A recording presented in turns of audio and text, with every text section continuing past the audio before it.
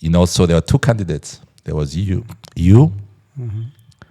Dr. Charles Murigande, and Vice President Major General Paul Kagame. Now you go for the voting. Did you actually want to win? To be honest. A lot of journalists were contacting us and asking what we felt. So I was telling them that if I was one of the voters, I would vote for President Paul Kagame. Was former President Pasteur Bizimungu's resignation, was it a surprise? Yes and no. We decided that for RPF, all the ministers who went in the cabinet in 1994 are not going to be retained in the new cabinet. President Bizimungu wanted at least one of them to continue. Probably because he felt he was the president. Yes. He had authority to decide the way he wanted. The fact is that he was wrong. I think those who are listening to me, the young people, something that would help them to keep their ego in check is to always approach any leadership position as an opportunity to serve.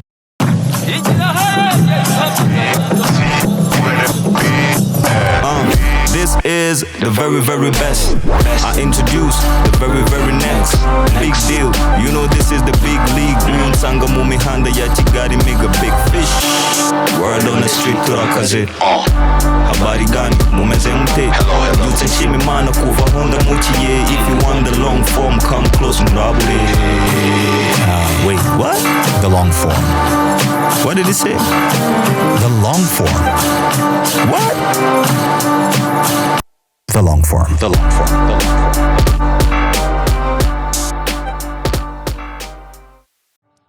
Before we jump into today's episode, I want to make a deal with you.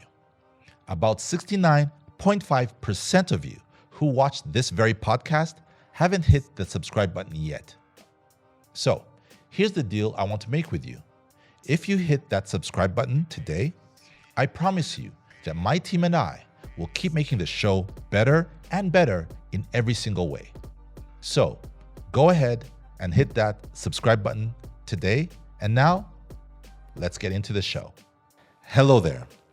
My guest this week on the Long Form podcast is Dr. Charles Murigande. A former Rwandan ambassador to Japan, Dr. Charles Murigande led the ministries of Transport and Communication, Foreign Affairs and International Cooperation, Government Affairs, and finally, Education. In between stints in the cabinet, he became rector of the National University of Rwanda for just over a year, as well as being elected to the powerful post of Secretary General of the Rwandese Patriotic Front, the RPF, Rwanda's ruling party. We shall discuss his experience living as a Rwandan refugee, the different decisions that were taken in the aftermath of the Rwandan genocide, as well as his thoughts for the future of Rwanda. Dr. Murigande, it's an absolute pleasure and an honor of my life to have this opportunity to sit down with you on the long form. So welcome to the podcast. Thank you for inviting me.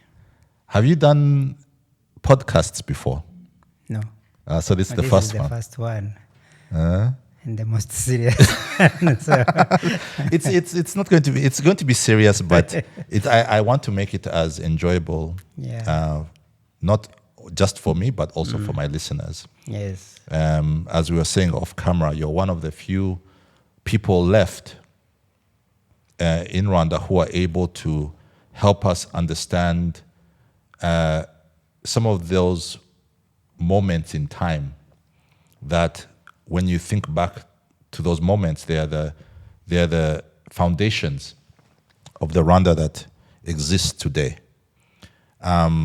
But before we go into those moments in time, I'd like to start this conversation by taking us back to a date, April 17th, 2000. Mm-hmm. That was the date that Vice President Paul Kagame became president of Rwanda following a parliamentary vote that followed the resignation of former President Pasteur Bizimungu. While a small number of our audience might remember that day, I think even a smaller number will remember that you were actually nominated to stand against him. You know, so there were two candidates. There was you, Dr. Charles Murigande, and Vice President Major General Paul Kagame. I remember watching that vote as a 19-year-old on TV Rwanda. That day, President Kagame, out of 86 votes, because that was at the parliament, he got 81, and you got 5. Can you take us back to that day? What brought us to that day? How did you end up being a candidate for the presidency? And what was going through your mind as the day unfolded? Yeah, we were still in the transition, the post-genocide transition, and we had a transition constitution that provided that if the president of the transition would find himself or herself in impossibility to continue to govern, whether he resigned, he was to resign, to die, or to be assessed as incapable, medically or otherwise. The political force or the political party from which he hailed was to propose 2 candidates, from which a special meeting of the transitional parliament and the government would select a replacement. The political party, which I am a member, and the then president was a member, and the current president is a member, the RPF, convened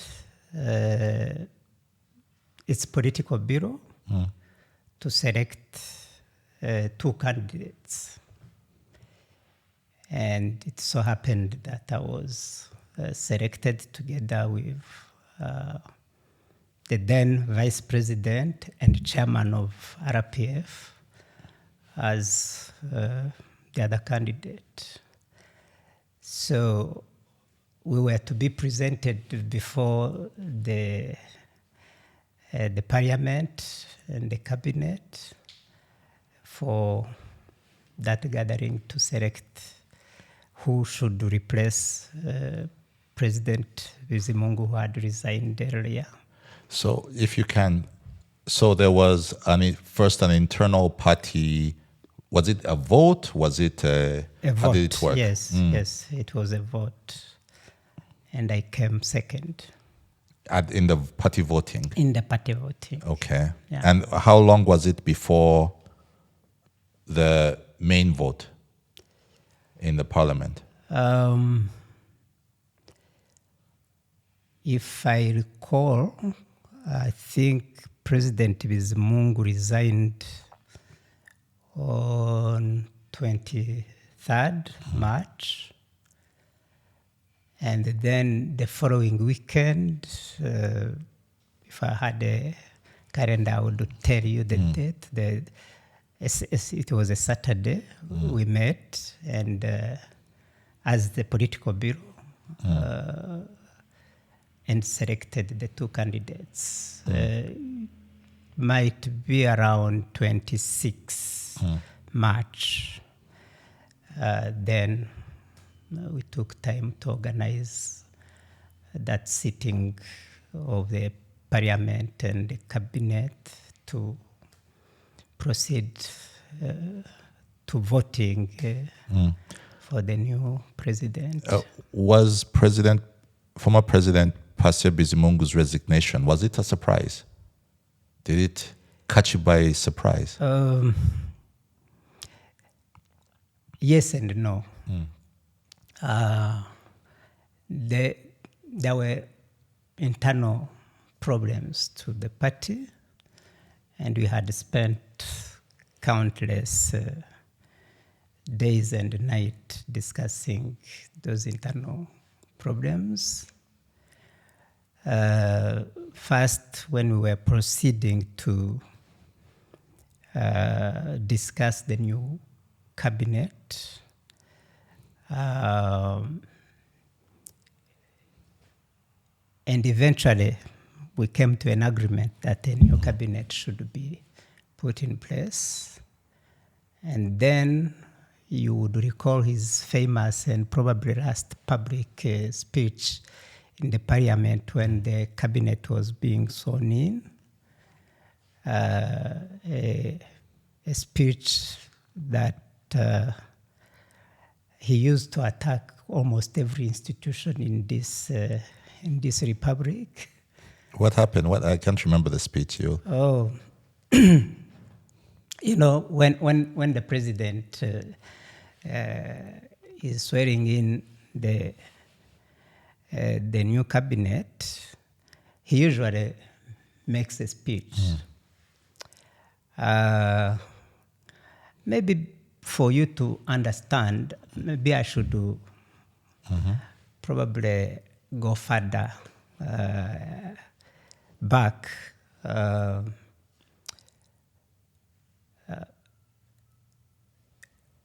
In January 2000, following a vote of no confidence, the then president or speaker of the parliament, the transition parliament. Is that Joseph Sebarenzi? Joseph Sebarenzi.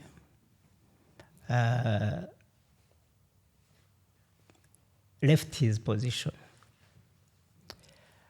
And then a month later, the prime minister resigned. The prime minister, Celestin Rwigema. And when a prime minister resigns, the entire cabinet is deemed to have resigned.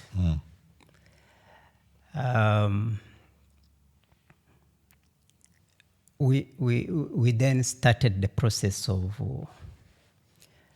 discussing with other political parties, because we were in the transition, to put in place a new cabinet.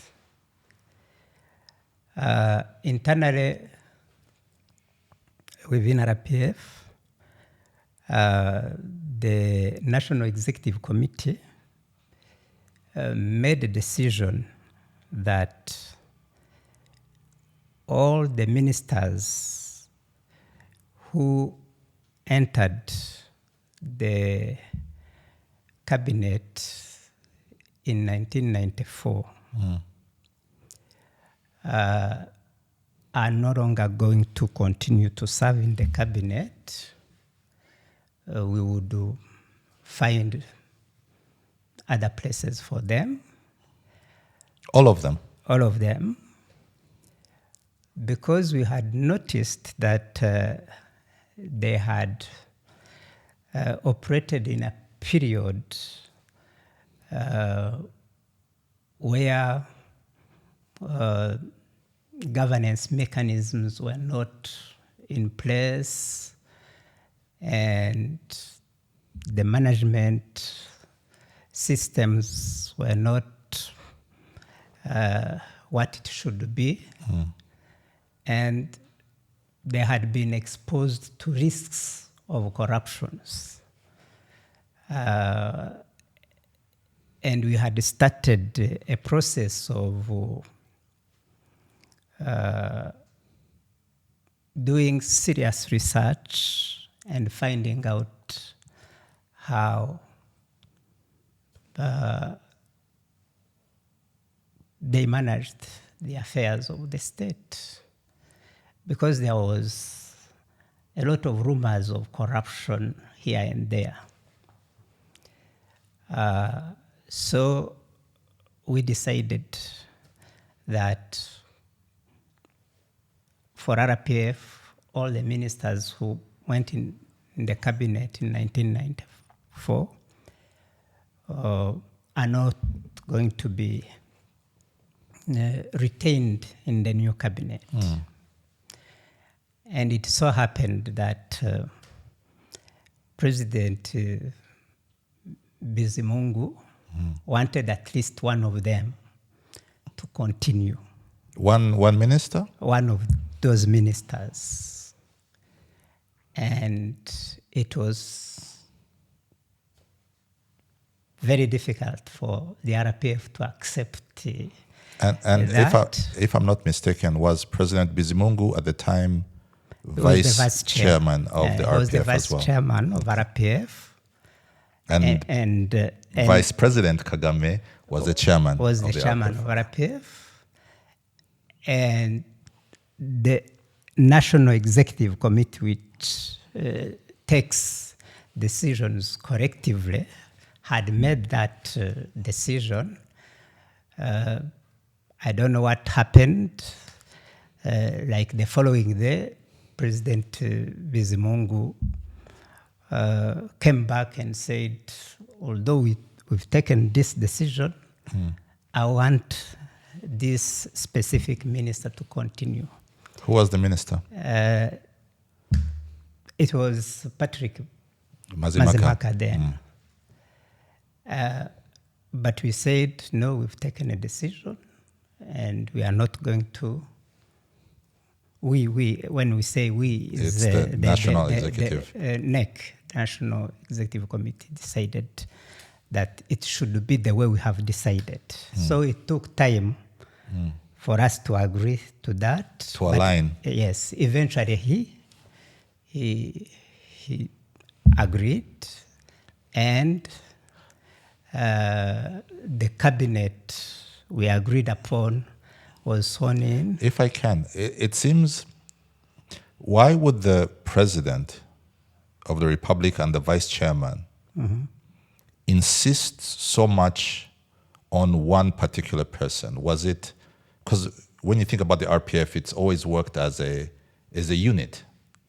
And there's been a certain level, I think, for me, of party discipline.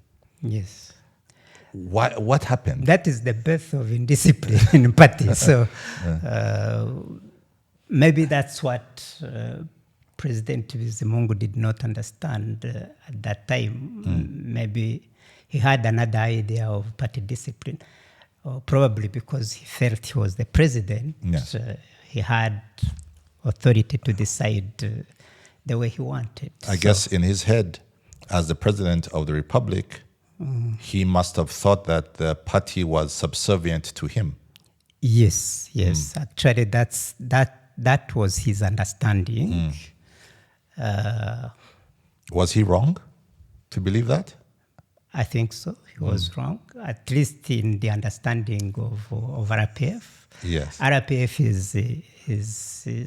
is above all of us members, irrespective of the position you occupy. Because at that time, it was the RPF which had deployed him in that position of president of the republic. Yeah. He wasn't even voted by the people of Rwanda. So if RPF decides, he should abide by the decision of RPF. I guess in his head, in certain constitutional republics like ours, the president is the head of Everything. state. He's the commander in chief. So maybe, because I can imagine where he was coming from. He was saying, but it's my team of ministers. I am the president. How I became president, that's a by the way. Anyway, the fact is that he was wrong. If that's how things should work in his own head, it wasn't the way things were to work and were working within our party, RPF. So he insists eventually the party is a bit stronger than him. There's a new cabinet. I think it was led by Bernard Makuza, if I'm not mistaken. Yes. And you say that he swears in the new government, the new cabinet, and then he makes a speech. Yeah. Can you tell me about the speech? Yeah, I didn't revisit the speech, but the fact is that it was a very violent speech. First of all, there was a process within the party of holding cadres accountable for whatever inappropriate behavior they were involved in. And there were also facts pointing to misbehavior or corruption. And even though he was the president of the republic, he was also a member of RPF, and RPF was asking him questions. So he used that questions of mismanagement and corruption. Yes. He used that podium to also refer to that internal process of holding him accountable. He also criticized the process that the parliament had undertaken to hold the cabinet accountable. So the whole speech was really an attack on the whole process that was going on in the country, trying to build good governance in this country. So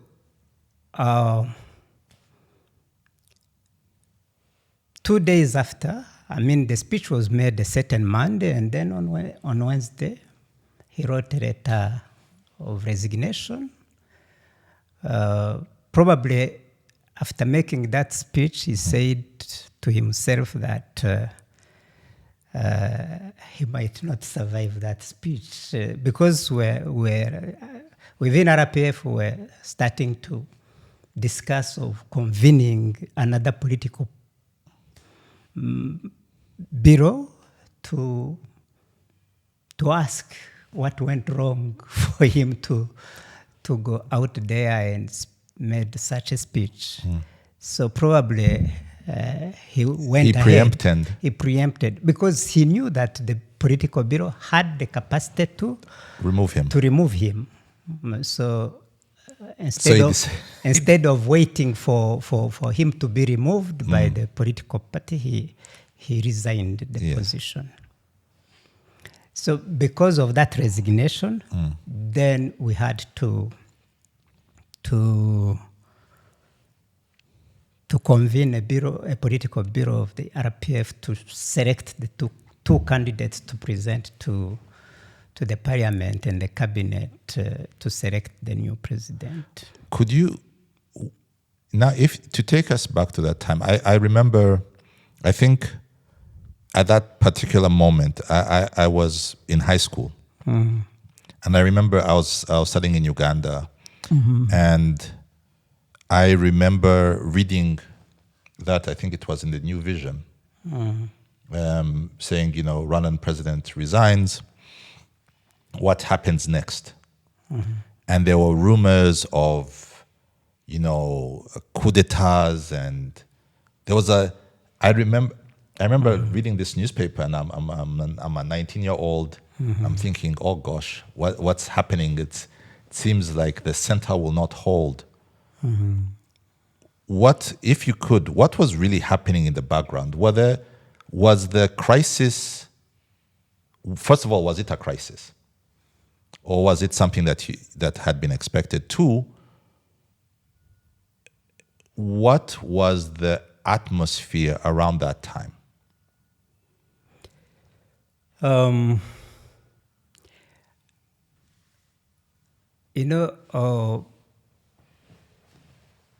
When he resigned, I think deep in his mind, he thought maybe because he was from the majority group,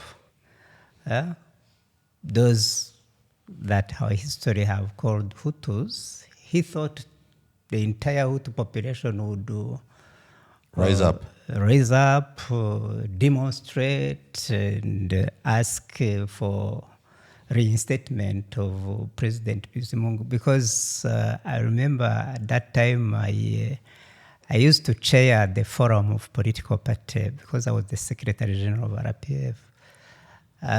And some of the colleagues from these political parties in the meeting that followed, they told us that he kept calling them and asking them if there are no movement of people in the street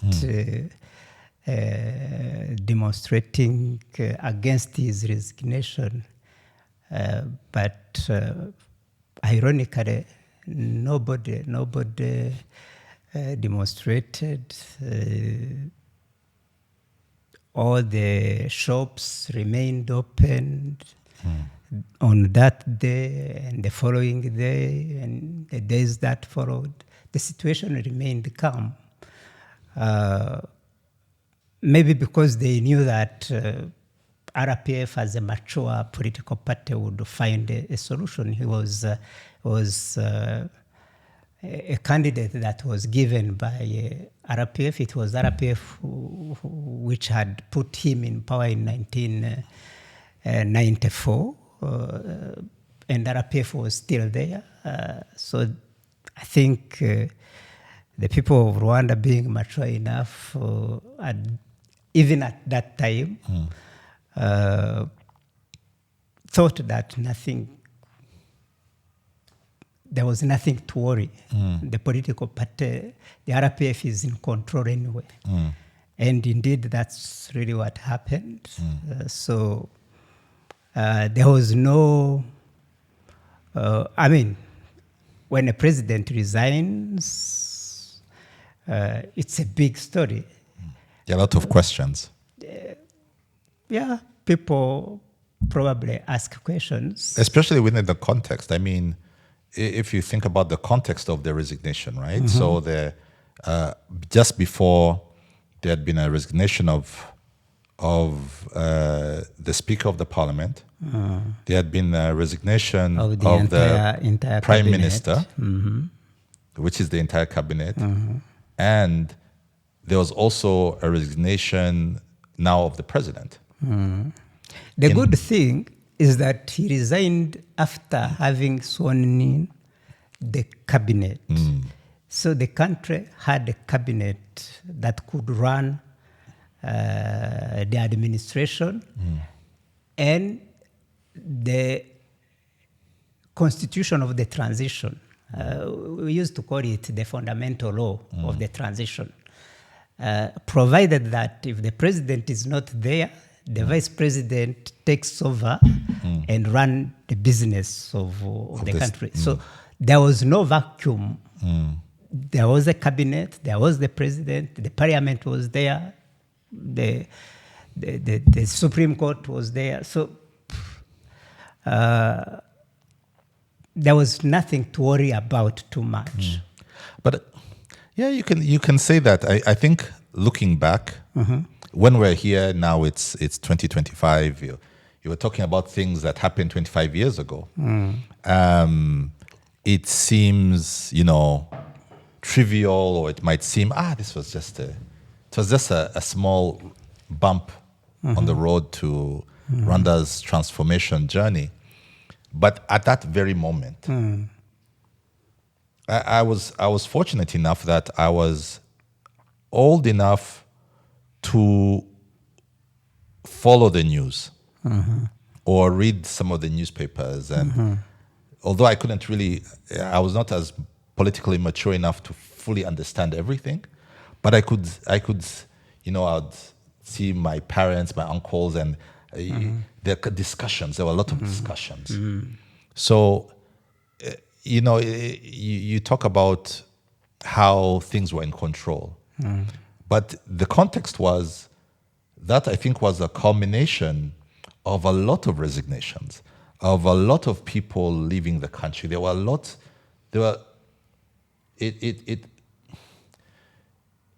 Rwanda, I think, for those years between 94 and 2000, there are many issues. Whether security issues, there were issues on, security in the country, but there were also issues with the Abacengezi, there were issues within the politics, there was, you still had... Even with where you were reading the news, probably that's why you were even much more worried and concerned, because you were reading newspapers in Uganda, and I would remind you that it was in a period when the relationship between Rwanda and Uganda were not very good. It was after Kisangani won.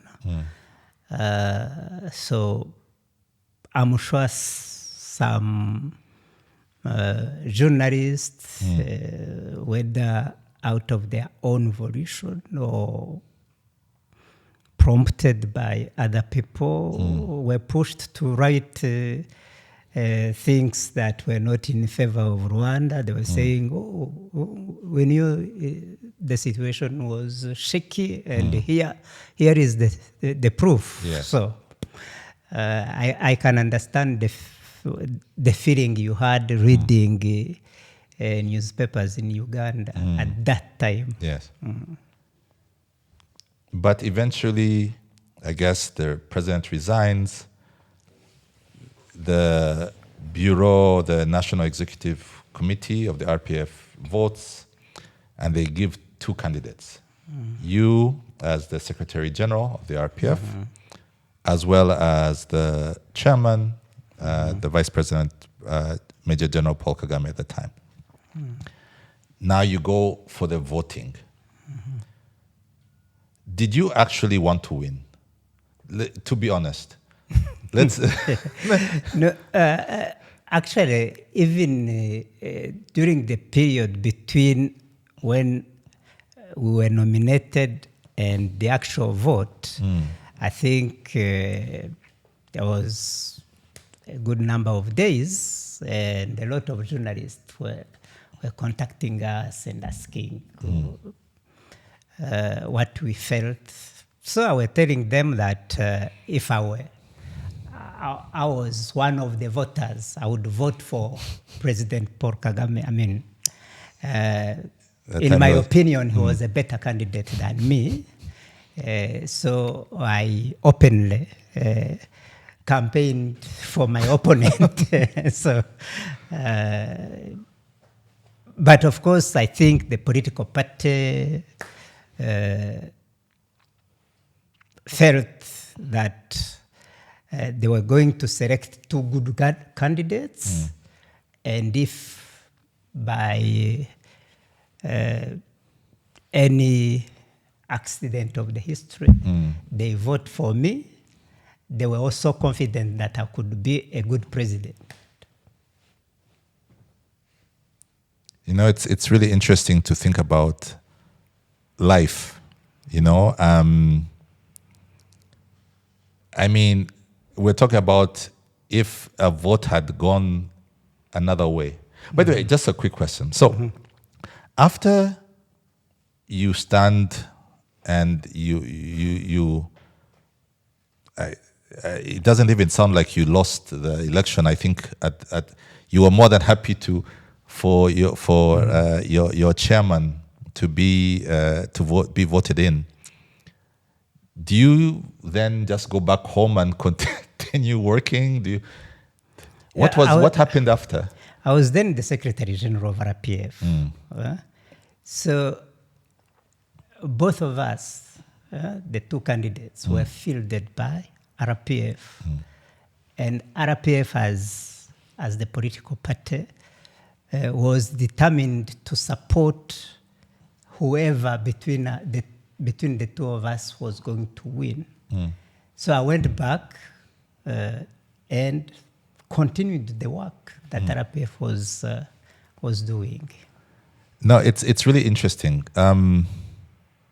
So no regrets on not being voted 25 years ago. Not at all, especially when you see how Rwanda has evolved over the last 25 years ago. Over the last 25 years. So I'm happy that the vote went the way it went, and the country evolved the way it evolved. No, it's really interesting for me just how life is. Think about this. We're talking about events in 2000. At that time, you were 42 years of age, and as a 42-year-old man, a Rwandan man, you were just a few votes, not a few votes, quite a number of votes, but you were a few votes away from presidency. But then, at only 2 years of age, right? So if you looked 40 years back, as a 2-year-old, you were going into exile, into Burundi with your parents to then become stateless. That's one of the miracles of this country, that at 2 years old, you lost a country. At 42 years of age, you were almost voted in as president of the country that you had been chased away from. I'd like to ask about your time spent in Burundi as a stateless person, as a refugee. What do you remember of that period of time, especially as a young person, as a youth, and as a young adult living in Burundi as a Rwandan refugee? Maybe before I answer exactly the question you are asking, let me also comment to your preface of the question. If you recall, I made a concession speech in the parliament in which I really thanked God for having protected me over the 42 years, and thanked RPF for having created conditions that put an end to my statelessness and put me in a situation where I could even vie for the post of president. So it was an emotional speech I made looking back at that journey. So, and that journey was a tough one, as you rightly evoked. I grew up as a refugee in various refugee camps. When my parents crossed the border between Rwanda and Burundi, we went into a temporary transit camp in Buye, Ngozi province, but because the international conventions do not allow refugee camps to be set near the border of the country they fled. So we moved further away from the border. My parents went into a first refugee camp called Kigamba. And then after 5 years, we moved into another refugee camp, Mushiha. So in those two refugee camps, life was not easy, especially the first one, because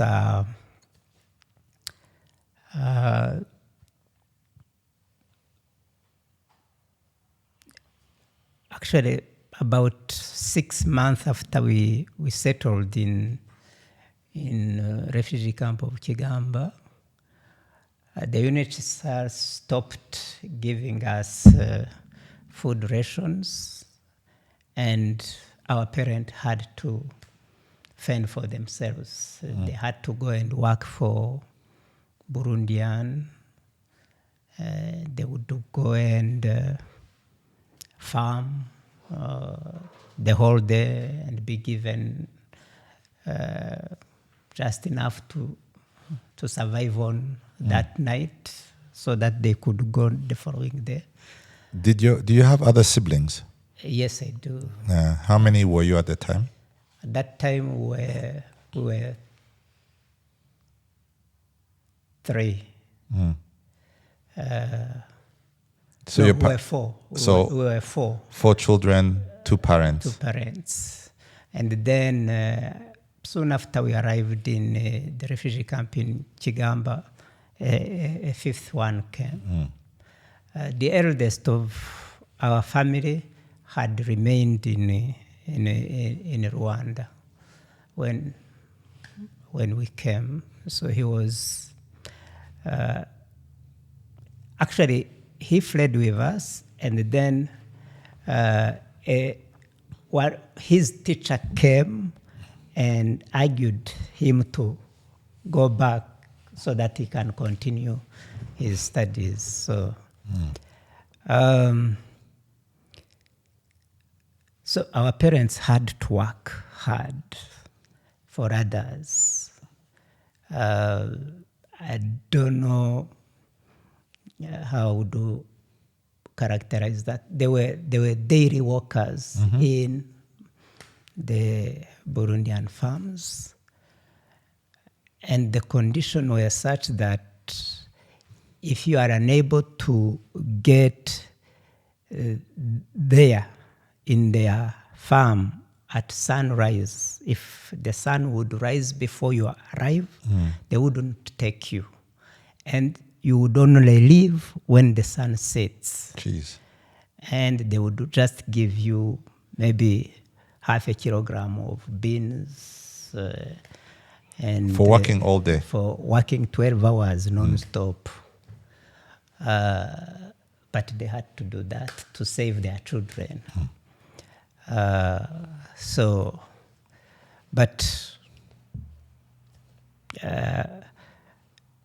A few years later, another refugee camp was opened, the Mushiha camp. So my parents moved to Mushiha, and there they knew the food ration would stop quickly, so they started farming while they were getting the food ration. By the time the food ration stopped, we were self-sufficient. I'd like to ask, because some of these things, we talk about them, but how does 2 parents go, they dig all day, they maybe get half a kilo each of beans, but they have 3 children, 4 children at home. How don't you starve? Yeah, we were starving anyway. We were starving because we were eating once. once a day. And actually, to complement what they could bring in, my two elder sisters had to abandon their schooling. One was slightly older, then joined in trying to help all of us survive, and the younger one was taking care of the new baby. You are the younger one. No, You are the baby. I have one behind me. So then only the two boys continued to study. Only you two. Myself and my elder brother.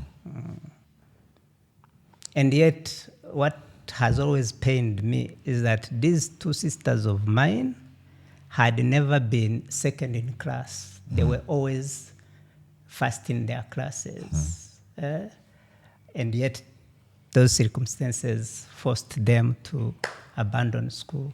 I guess that is the pain of these moments, because you think as a parent and as family, you have to make those sacrifices. Yeah. And say that, you know what, we're not even thinking about the future. We're thinking about literally surviving today. Not starving tonight. Yes. That's what they had to do. And that happened whether you're in Burundi, whether you are a refugee in Uganda. Yeah, in Congo, everywhere.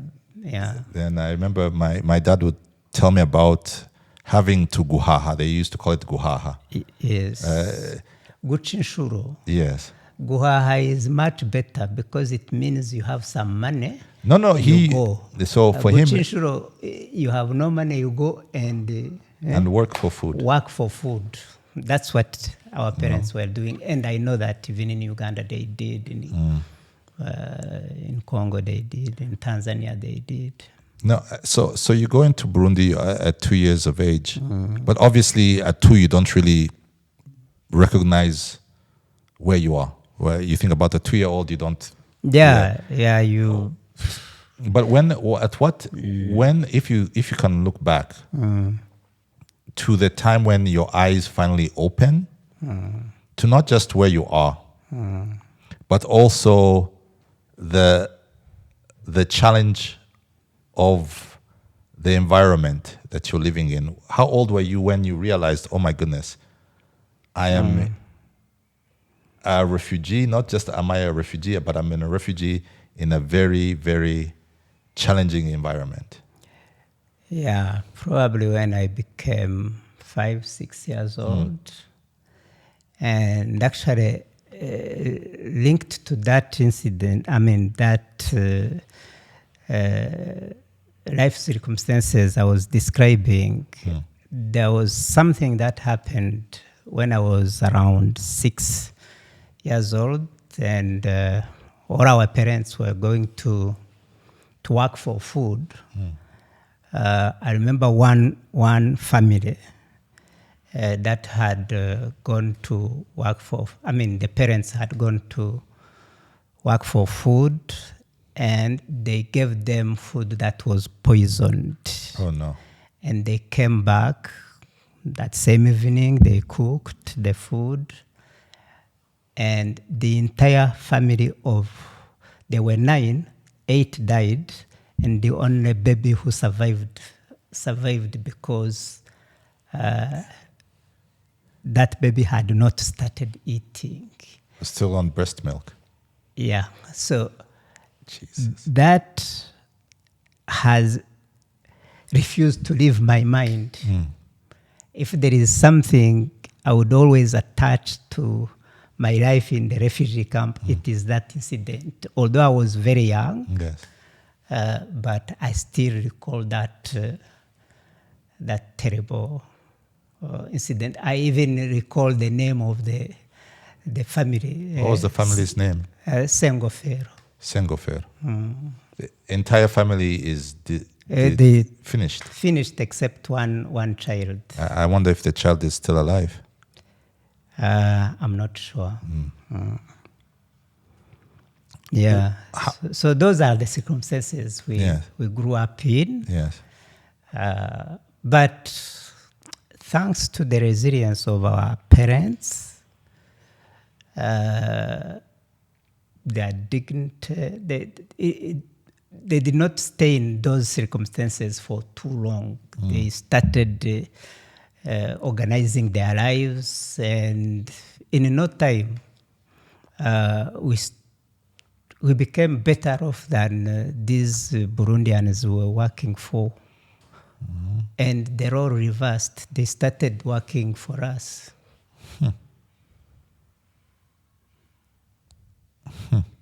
That's. I wonder about, when I have two children now, two sons, and I feel that my job as a father is to ensure that their lives, especially because they are still very young, you want to ensure that you're not giving them, they're able to be children, that they're living lives that are not full of trauma, so that at least they can move and be full human beings. I'd be interested, I don't know if there's ever going to be a study or some kind of study on your generation of people because it had to be quick because we are all going. Yeah, but no, it's because it's important. No, it's important because I think, how do you see those things and not have them affect you in a negative way? Because if you see death and deprivation, sometimes you just accept it, and you accept to die. Fundamentally, you accept to die. What is interesting for me is the fact that so many of you, yes, there were some who accepted to die, but then I also do think that maybe a good majority of not just the parents, but even the children, the people like you, had this level of resilience that it would almost seemed, I don't know how to say it. That resilience does not seem equal to the circumstances that you found yourselves in. And it had to be bigger to overcome the circumstances. If it was equal, we would probably have all perished. But interestingly enough, for looking at your background and the things that your parents went through, you still went to school. You still did well. You still ended up in university. Again, it's one of those things that I never understand about the refugee journey, is that on one side you're stateless, and you have an entire system that is against you. But then on the other side, there are people like you and people like my father and a lot of other men and women who somehow go through the cracks and go through primary school, go through secondary school, and still show a level of excellence and somehow make it. How was it possible that a child from that camp ended up in Belgium, getting a master's degree and then a doctorate in mathematics? It seems quite a jump. How do you get to that point? Yeah. First of all, I would say that the love of the parents, I think, naturally love their children, and their desire to see them live, grow up, is what led them to do the sacrifice, to do the impossible, because they wanted us to to live. Then when we were able to have primary schools in our refugee camps, and our parents sent us to those primary schools, they were insisting that we should be serious at what we are doing. They were telling us we are working hard so that you can get food. What we expect of you is also to work hard and be successful in school. I remember my mom used to ask us if any of the two of us would be second in class. Would say, "Why are you second in class? I've worked hard for you to eat. You have not lacked food. Why wouldn't you work hard to be first in class?" And that push probably played a role in the two of us being successful, and others also were doing the same. Maybe she pushed us to be first in class, and sometimes we were successful in satisfying her desire. But even if we were not to be first in class, we would have ended up in being second or third, at least being the top.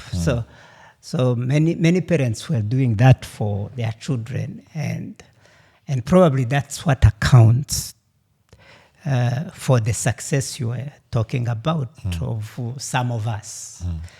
We had parents who were pushing us to do our own work, our own job, as they were doing their own responsibility to keep us alive. So we were duty bound to also deliver on what we were assigned to do. In Burundi, when we finished primary school, it was not easy to get to secondary school because at that time secondary schools were very few, and logically, naturally, they would reserve them for the Burundians.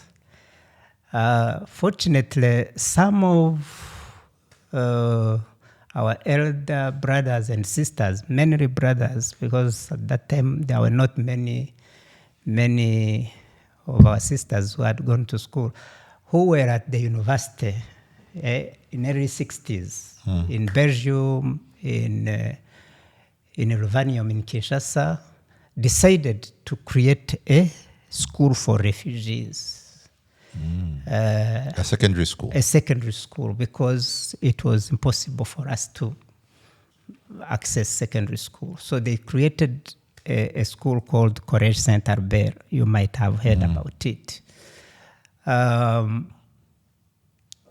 It was created in Eastern Congo, just a place north of Uvira. But at that time, the instability you see in Congo was also there at that time. There was a rebellion by Mulere. So they were forced to flee from that place, a place called the Domaine Rafiki Gatobwe. They fled to Bujumbura. The school. The school, the student and the teachers. And they settled in Bujumbura in 1964. The school had been created in 1963, which is an unheard of a newly mass of refugees creating their own schools within 2 years, 3 years of their exile. And actually, we were the first population of refugees to create their own school in the history of refugees. So many of us were educated at that refugees created school called St. Albert. That's where I went to secondary school education.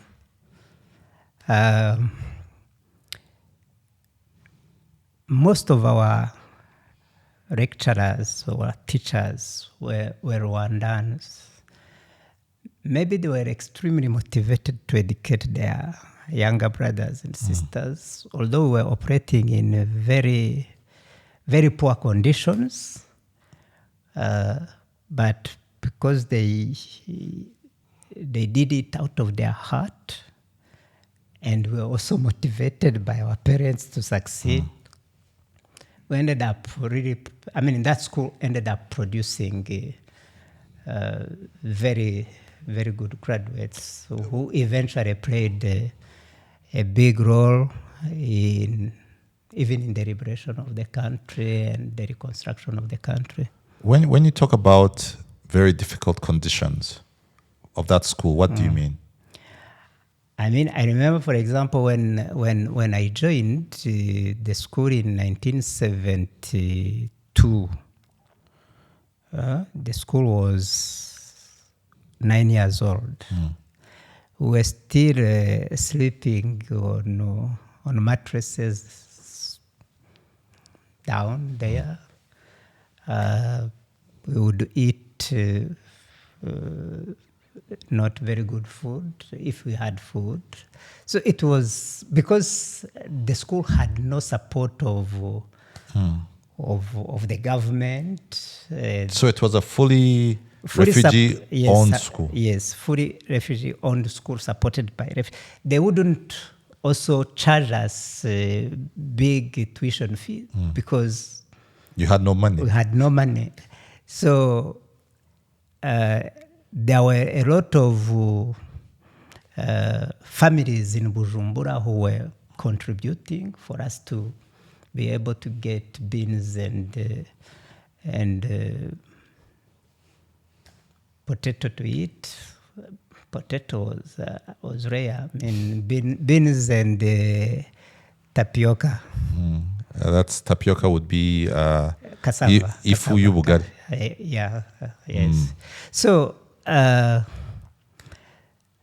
we're operating in very, very poor conditions without laboratories, and yet we would go and compete at the university with people who were coming from government-owned schools and eventually beat them. Yeah. So how are you, because you obviously enjoyed mathematics. And you did well, I guess. That's probably how you ended up in Belgium. How does it? You did not have a lot of money, obviously. Not at all. How do you move from secondary? Then you went to the University. Yes. Of Burundi. I went to the University of Burundi for 2 years. There I got a scholarship. Okay. I got a scholarship. How? When we were finishing, we started writing left and right to well-meaning organizations. I remember I wrote to various institutions. Finishing secondary school. And one such institution called FIEU, it was an international university exchange fund. I'm translating. FIEU is Fonds International d'Échange Universitaire, which was based in Geneva.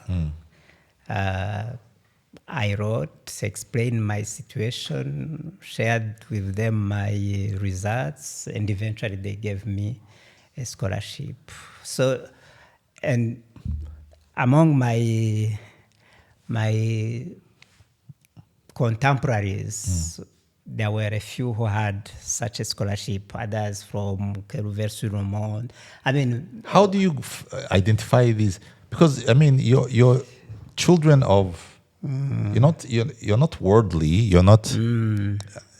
Obviously, you're writing to someone who's giving you this information. Those who are at the university already. So we don't know where they came to know about it. But when the other Rwandans would come back. Yes, when they knew that we were finishing, they would come and tell us. Okay, this is who you should write to. Yeah, write to this. Maybe eventually we'll get someone to support you. So that's what we did. Huh. And eventually you get that money, you go to university. Yeah.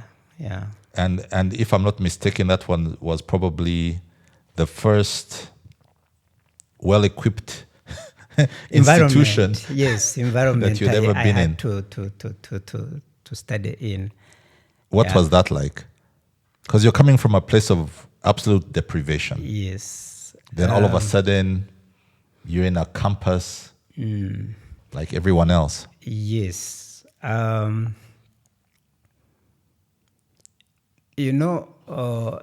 Because I had a scholarship, I was able to get a room in the hostels of the university.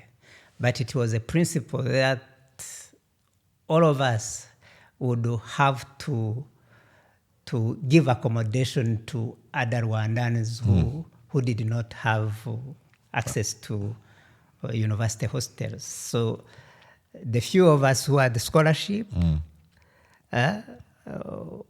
who accessed the hostels, would give maki, what we call maki here, to colleagues. So even though maybe the room, if I was alone, would have been comfortable, but I had to share it with 3 people. We would have a single bed shared by 3 people, and one of the person I shared the bed with was Professor Murenzi Rome, who happened to eventually become also Minister of Education here, and so that's how we and how did. As a young person, I mean, I'm thinking you go to the university in your late teens or early 20s?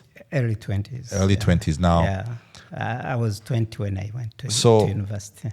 Now, I think about when I went to university. Now, I needed to go shopping. I wanted to do this. I needed to get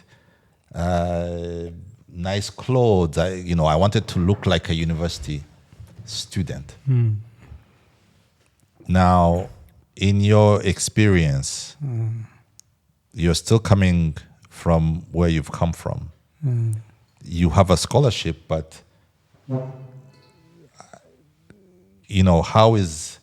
what is your experience like as a student, as a person who's now entering this environment that is new to you? The clothes that you take to campus, where you're getting the books, right? You have to get textbooks from somewhere.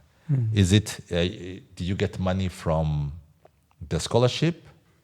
Yeah. And then you were able to buy what you needed. Yeah, it was money from the scholarship that we're using to buy access to the restaurant, the university restaurant, clothes, sheets, bed sheets, and but it wasn't a lot of money. It was just enough to get the minimum, and even that little money, I mean, that enough money, just enough money, you had to share it with others who were in need. Like we had an organization of Rwandan students at the University of Burundi, and you had to contribute money to that organization so that they can pay for other Rwandan students who are not on scholarship. Why Why was there such a sense of solidarity?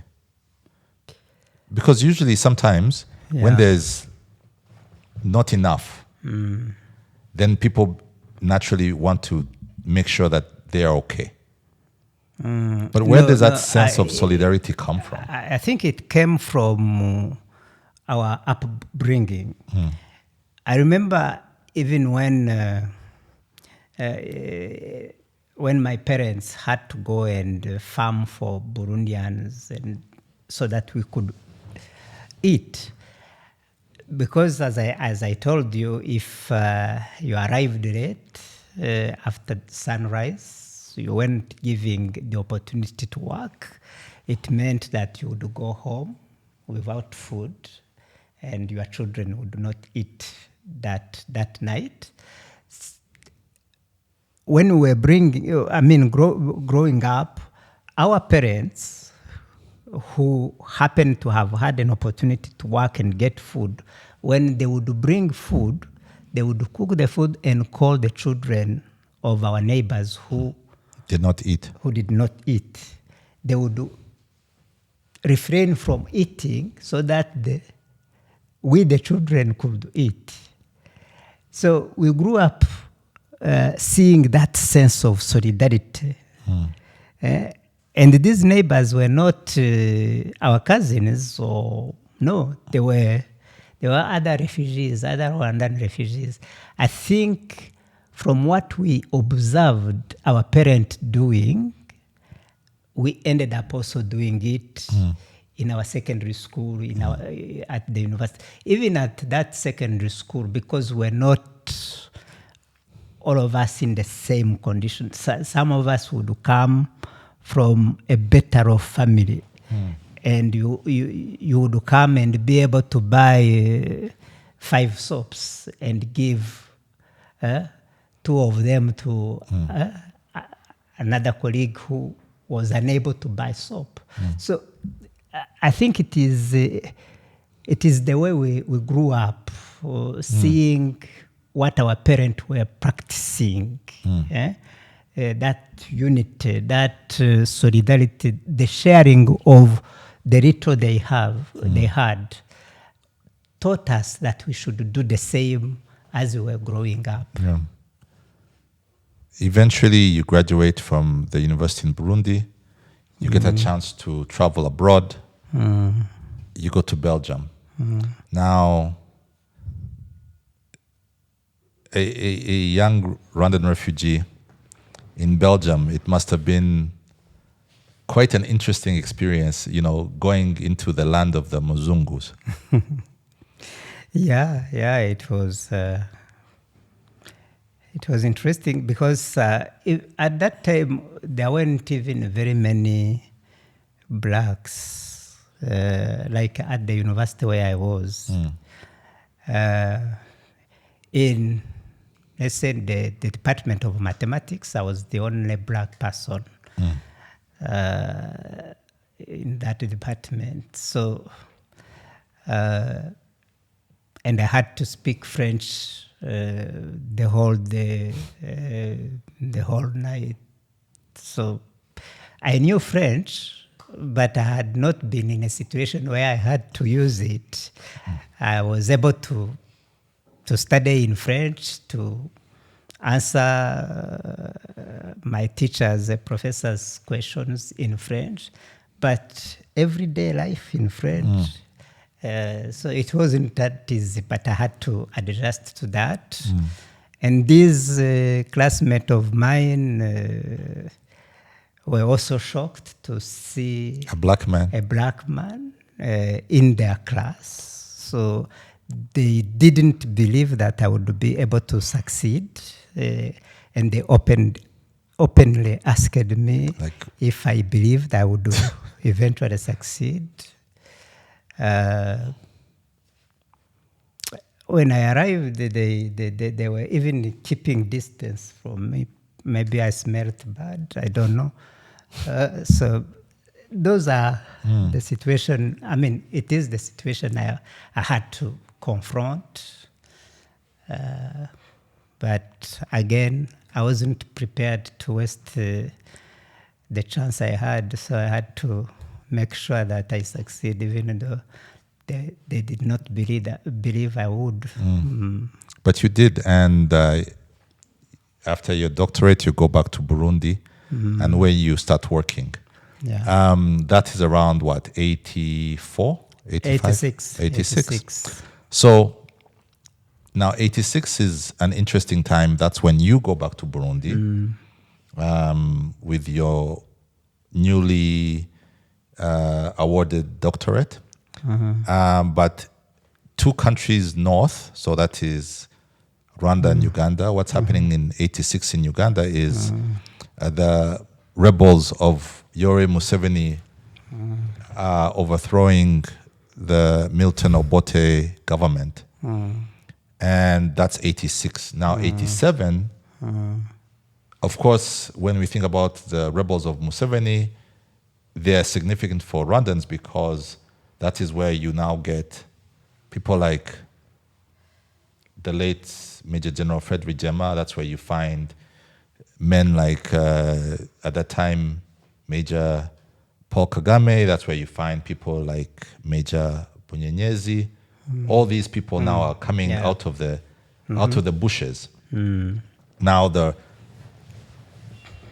that is 86. Now 87 is another interesting year. That is now the formal founding of the RPF. It replaces RANU. It becomes the RPF. You were in Burundi at the time, Bujumbura. Were you aware of the founding of the RPF in Uganda, in Kampala, in 1987? Did you hear about it? Or was it something that you never really were following? Yeah, I was aware of it. When I went back to Burundi, at that time, a few members of our Rwandan community in Burundi had joined RANU. And among those, there was a classmate of mine with whom we grew up in College Saint Albert. Who? Who was that? He's a retired captain, Sibomana Joasha.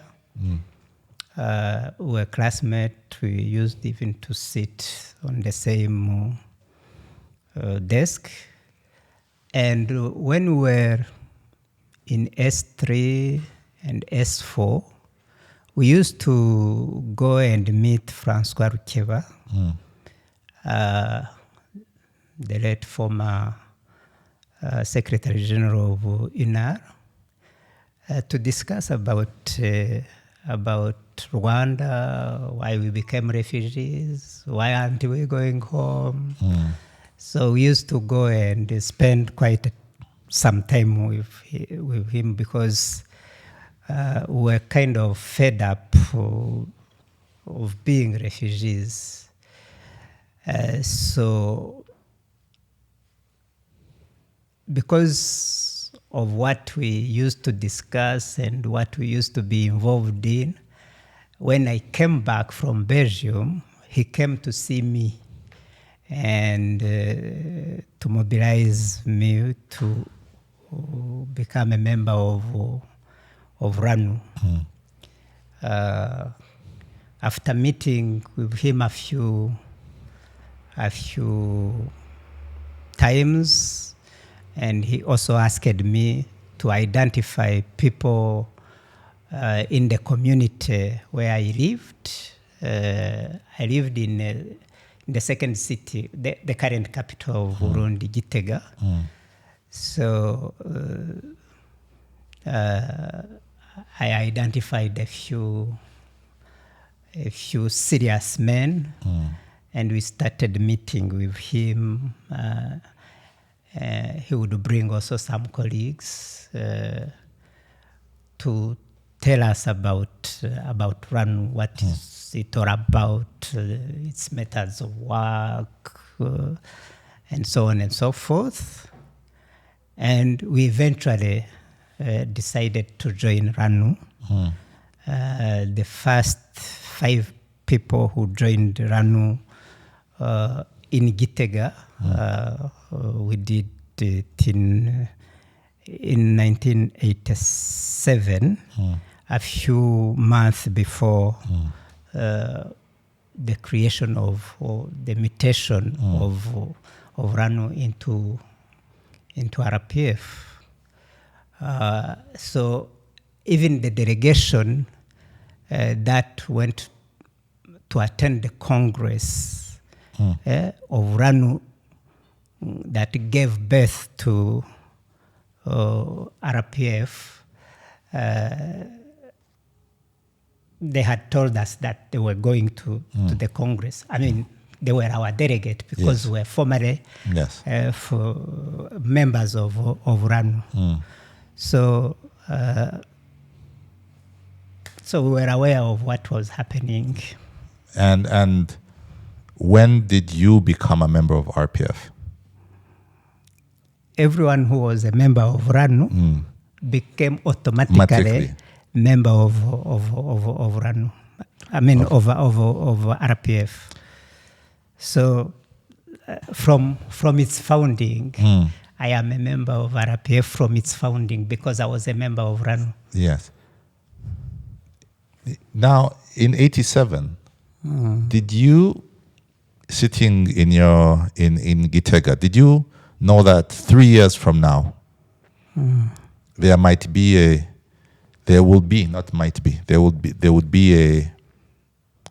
a return to Rwanda? Or did you think it was going to be, because again, you'd been a refugee for decades by this point. Did you think that just 3 years after the birth of this new political organization, it would have not just the military means, but also the administrative, the political, and diplomatic means to actually launch a liberation war? I would be lying if I said that I knew that within 3 years it would happen.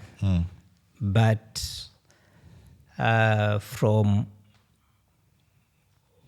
what we were discussing, from the way we were organized, I knew that sooner or later we were going to launch something,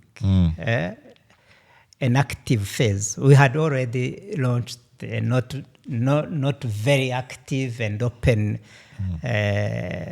process of returning home, but I knew that in a foreseeable future we were going to start something that the world would see, that would eventually lead us back in our country. It's, I guess, the fact that you left Burundi in 89 to go to Howard University. In 88, actually. 88. I left 88 October. Yes. So literally you left, I guess, it goes back to really proving that you did not really know how immediate things were, because of course you left Burundi to go to the United States to do a fellowship, a postdoctoral fellowship at Howard University. Actually, when I got the opportunity to go to the US, I had been offered a teaching position at another university, Fayetteville State University, because at that time in Burundi, the situation was not very good for refugees. Why? Because the Burundian had decided not to make it very comfortable for us. When you say that it wasn't comfortable, what do you mean? We were at a time when, for example, our children would get access to secondary school apart from our own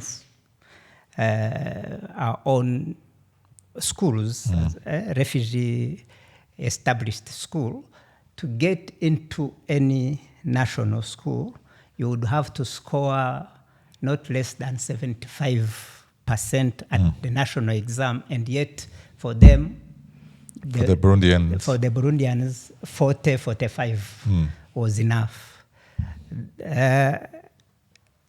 It was at a time when we had to apply an identity card for foreigners, not a refugee identity card, renewable every year. And it was only renewed in Bujumbura. Even if you lived in those refugee camps, you had to come to Bujumbura to get that card that would allow you to move around, get access to services, and it was an uphill task to get that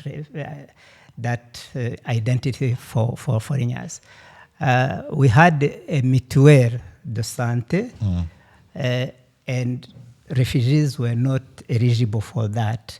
I mean, there were a lot of things that were excluded from. And if I would give the case of where I was working, I was working as an advisor to the Director General of the Geographical Institute of Burundi. And one day I got, through my PhD supervisors, an opportunity to go and attend an international conference in Vancouver. And when I came back, the Director General of that institute was summoned by the Secret Services, the National Intelligence Services, to ask him how he could dare send a foreigner to represent Burundi.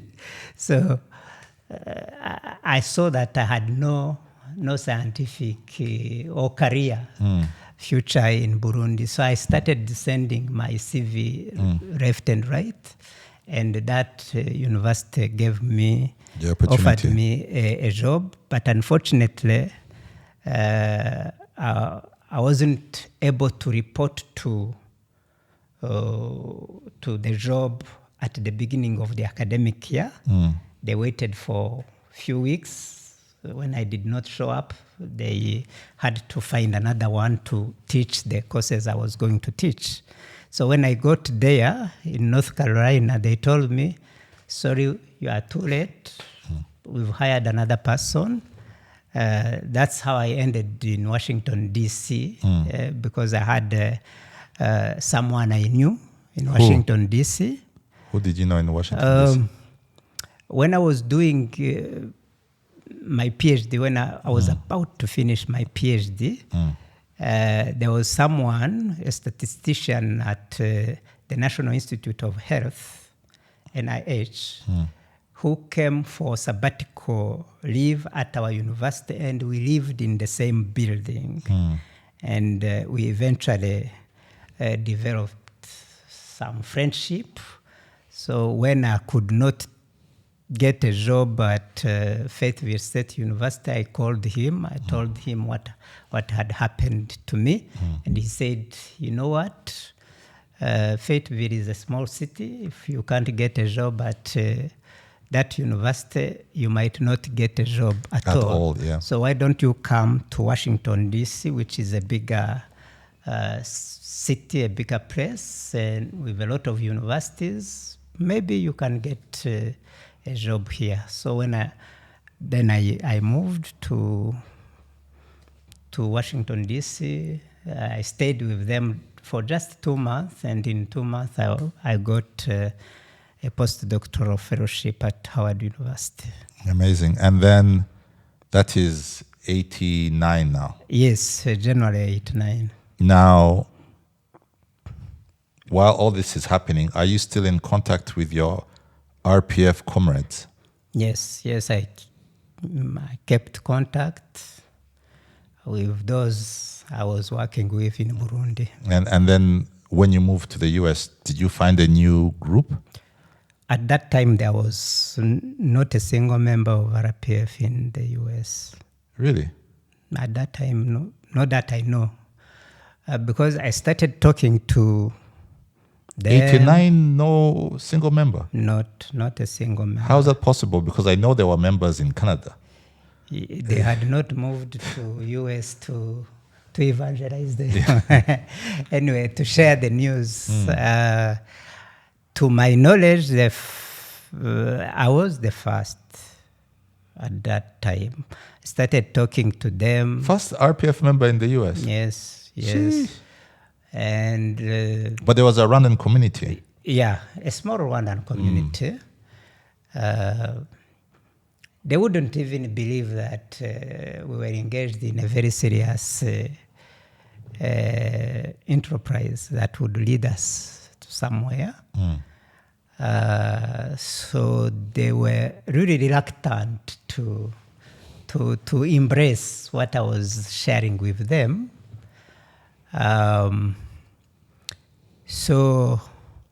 But when RPF launched the struggle, they immediately realized that things were serious. They started calling me.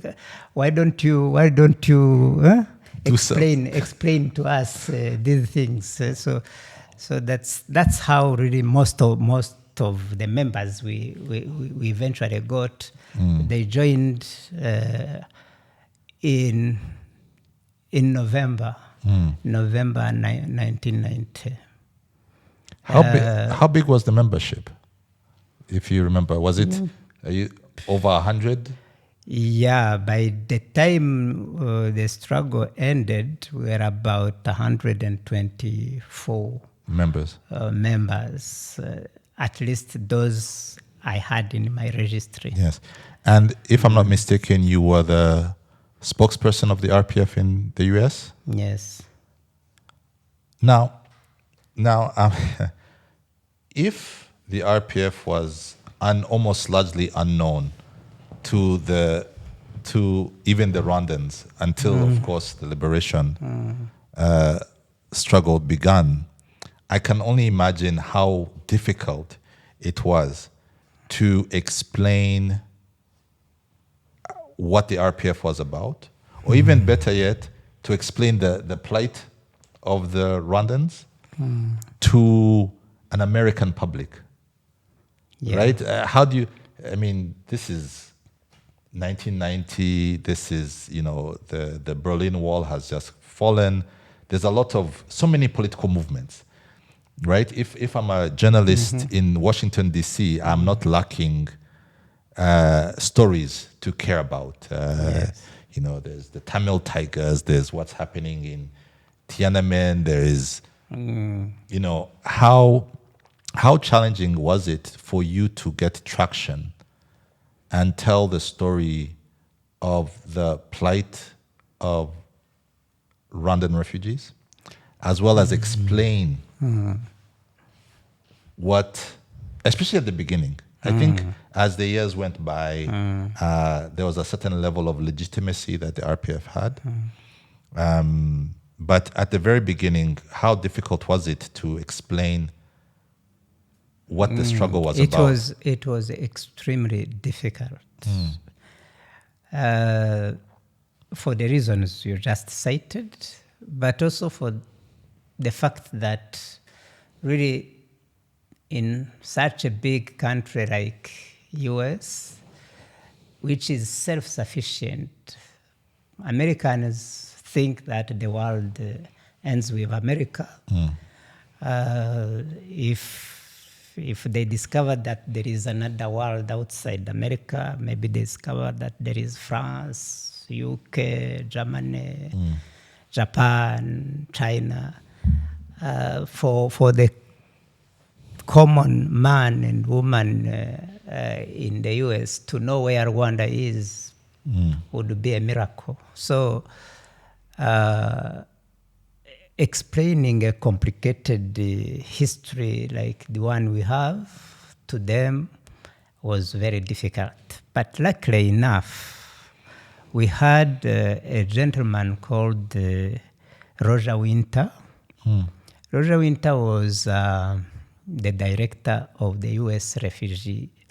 U.S. Committee for Refugees.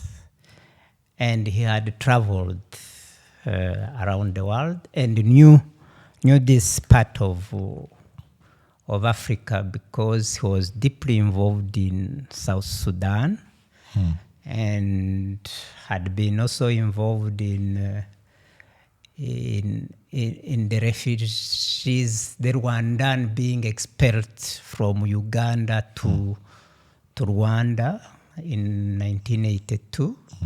So he knew the plight of the Rwandan refugees, and had a platform because he was a director of U.S. Committee for Refugees. So he helped us massively. He would do, for example, call all other NGOs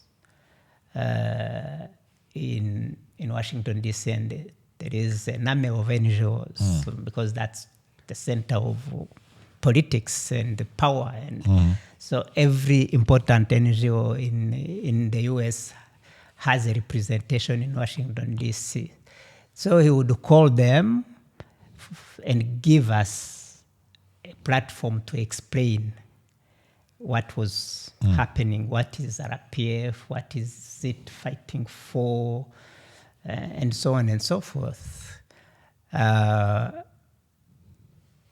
then, of course, with the visits of some senior cadres of the movement, like Patrick Mazimhaka and others, every time they would come, Roger Winter would organize what in America call briefing on Rwanda. And also we would go around these major think tanks and meet them or ask them to organize for us briefing on the situation obtaining in Rwanda. Slowly, they started listening to what we were telling them, but I would tell you that it was really an uphill task. I remember the first communique, press release issued by the State Department soon after RPF had launched its armed struggle. It read like this. The United States of America would never accept or allow a minority group of Tutsis to take over, to take the power that belongs to the majority Hutus. And that was that was the reading of that time. And I think most Western countries had that reading. For them, it was unacceptable that because they were equating RPF to Tutsi movement. So they were equating RPF movement as a Tutsi movement, and it was unacceptable for them that Tutsi would have a voice in Rwanda. So you can measure the level of challenge. The level of challenge we had to face. Just a question from that period of time. In 1990, President Paul Kagame was still, before he came back, he was actually in Kansas at Fort Leavenworth camp. Did you get a chance, because obviously he left going to... Yeah. Did you get a chance to see him between that time? Unfortunately not, but I got a chance to talk to him. While he was still a student? Yes. Or before he went back? No, while he was still at Fort Leavenworth. And I remember one thing, he told me during that conversation. If I can, was that before October 1st, 1990? Or No, after. Okay. Between October 1st and probably October 7 when he left. So I think I talked to him around October 5th. And I remember asking him, what is happening? What is the situation like? And he said something that still resonates with me. He said, because I said in Kinyarwanda, ibintu bimeze bite urugamba. Then he said, there is nothing good about war. There is nothing good about war. Nta makuru meza. Nta makuru meza ava ku rugamba, almost. So, I have always been thinking about that heavy sentence. Anyway, maybe I went too far from the question you asked. He was still there, and we talked. But I would like to let's go back to that thing. When he told you that, obviously, there's nothing good. Obviously, you took something away from that. No, yes, of course, I took something like. He was telling me that war is always a difficult undertaking. Yeah? But later on, when I learned that the commanders had passed away, have passed away, especially the commander-in-chief, Major General Fred Rugigema, I linked to that. And said probably he had known that things were not as planned. Yeah. So then the next 4 years, you're in the United States, probably working on the fundraising, working with others, working with, I guess this one would maybe be. Claude Dusaidi, the late Claude Dusaidi, because I think he represented the RPF at the UN. So there's you in Washington, D.C. There is the team in New York, and you're working together.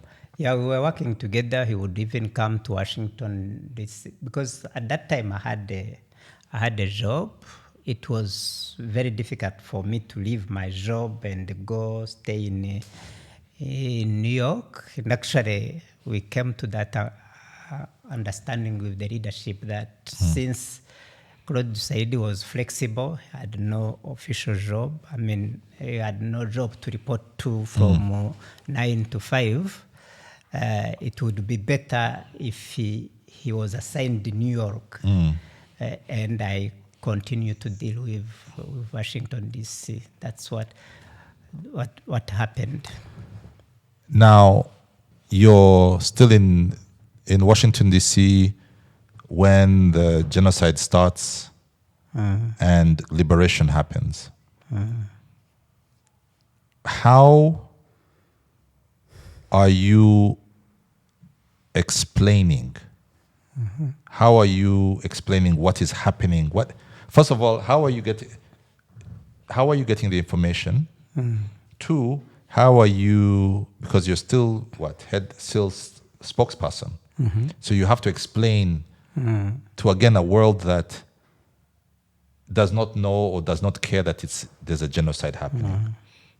How do you make people care? How difficult is it now? Yeah, it was difficult, of course, and I think explaining a genocide is always very difficult. But at that time, again, that gentleman, Roger Winter, helped us a lot because he decided to visit Rwanda through the RPF liberated zone. And he would go and get information, take videos of dead bodies. Is Roger Winter still alive? Unfortunately, he passed on 2023, January 2023.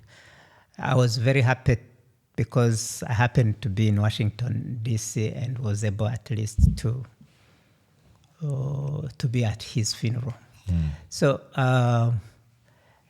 during the 3 months of the genocide, he visited 4 times the RPF liberated zone, and he was also helping us organizing visits of CNN, ABC, and so initially at the beginning it was very difficult, but with time it became a lot easier to explain because they started getting horrible images and then wanted to understand how this was happening. Yeah.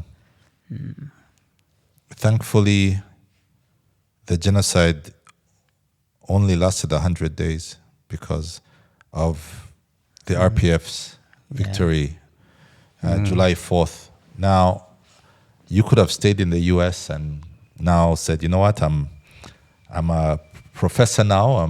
It's a pretty, it could have been a very comfortable life for you. But you chose to come back home and be a part of the rebuilding of the national fabric after it was almost torn to pieces. Of course, you played your part and you joined your colleagues, the tens of thousands of colleagues at every level, whether it's the military, whether it was the farmers, everyone was trying to rebuild rebuild the state. Now, if we look at those first couple of years, I'm really interested in the first 6 years because the first 6 years gave us the momentum to now do everything. Now, you were an active participant in what I think are probably, other than the liberation in 94, I think there were, if I look back, maybe I'm wrong, if I look back, I see 3 moments or 3 events that have created the state that we now call Rwanda. 2 of the events happened in 1998. That was what it's called the Kicukiro 1 and the Kicukiro 2 congresses, special congresses of the RPF, as well as the Urugwiro village discussions. Now, people of your generation probably know what those were because there are a lot of them were also participants of those. But there's a generation much younger than you who either were too young to really follow or were not even born. So I'd like you to help us understand why those 3 things, 3 events was so important for Rwanda and the context of those 3 events. We can maybe start with Kicukiro 1. What happened in Kicukiro 1? What happened before? Who called the meeting? When they call it Kicukiro, what do you mean? Because was it in the whole district? Was it a room in Kicukiro? Yeah. What was that? Anyway, those who have decided to call it Kicukiro probably are best placed to answer the question, why is it called Kicukiro? But I suspect it was because we held that meeting at the current IPRC. Eto Kicukiro. It was at that time Eto Kicukiro. We used that, their big hall. Why was that meeting called? It wasn't the first meeting. We were holding meetings anyway. But why that one? Why is it so significant? When the RPF defeated the genocidal government and created conditions for the new political dispensation or the establishment of the government of national unity, we inherited a country completely destroyed. So as you know, we had just lost 1 million people. All the institutions of governance had collapsed. The survivors were in a very desperate situation. Most of the surviving population was either in internally displaced people's camps or beyond the border in refugee camps, and others were just flocking in from 30 years plus of exile, arriving in a country they did not know, and settling wherever they could find an empty house. So when RPF called all political parties to discuss how are we going to rescue this situation, we agreed as political parties that because of the fragility of the situation, political parties were going to refrain from doing political activities at grassroots. They were only going to function at national executive committees for those who had such thing, or political bureau at national level. We weren't going to organize at prefecture level. At that time, it was called prefecture, equivalent of provinces or district or cell or sector and so on and so forth. Because we said parties are divisive in their nature. They are fighting for membership and they use tricks. I mean, at least the experience we have, we had before in Rwanda was that every tool was okay. They could use ethnicity, they could use region, they could use religion and so on and so forth. So we said with this society that has been completely destroyed, allowing political activities at grassroots level would destroy it further. So we agreed we are going to operate at that level. What was the consequence of this for our cadres? Our cadres who were politically mature and I mean they were used to discuss everything. Yeah? I remember, like during the whole process of Arusha negotiations, we were discussing every point on the agenda of the Arusha process in all our cells, wherever we found ourselves. In Washington, D.C., in Los Angeles, in Toronto, in every village in Burundi, Tanzania, where we had cadres. So that decision of not allowing eventually stopped the cadres to have an opportunity to discuss what is happening. So they had spent years discussing the future of Rwanda. In exile.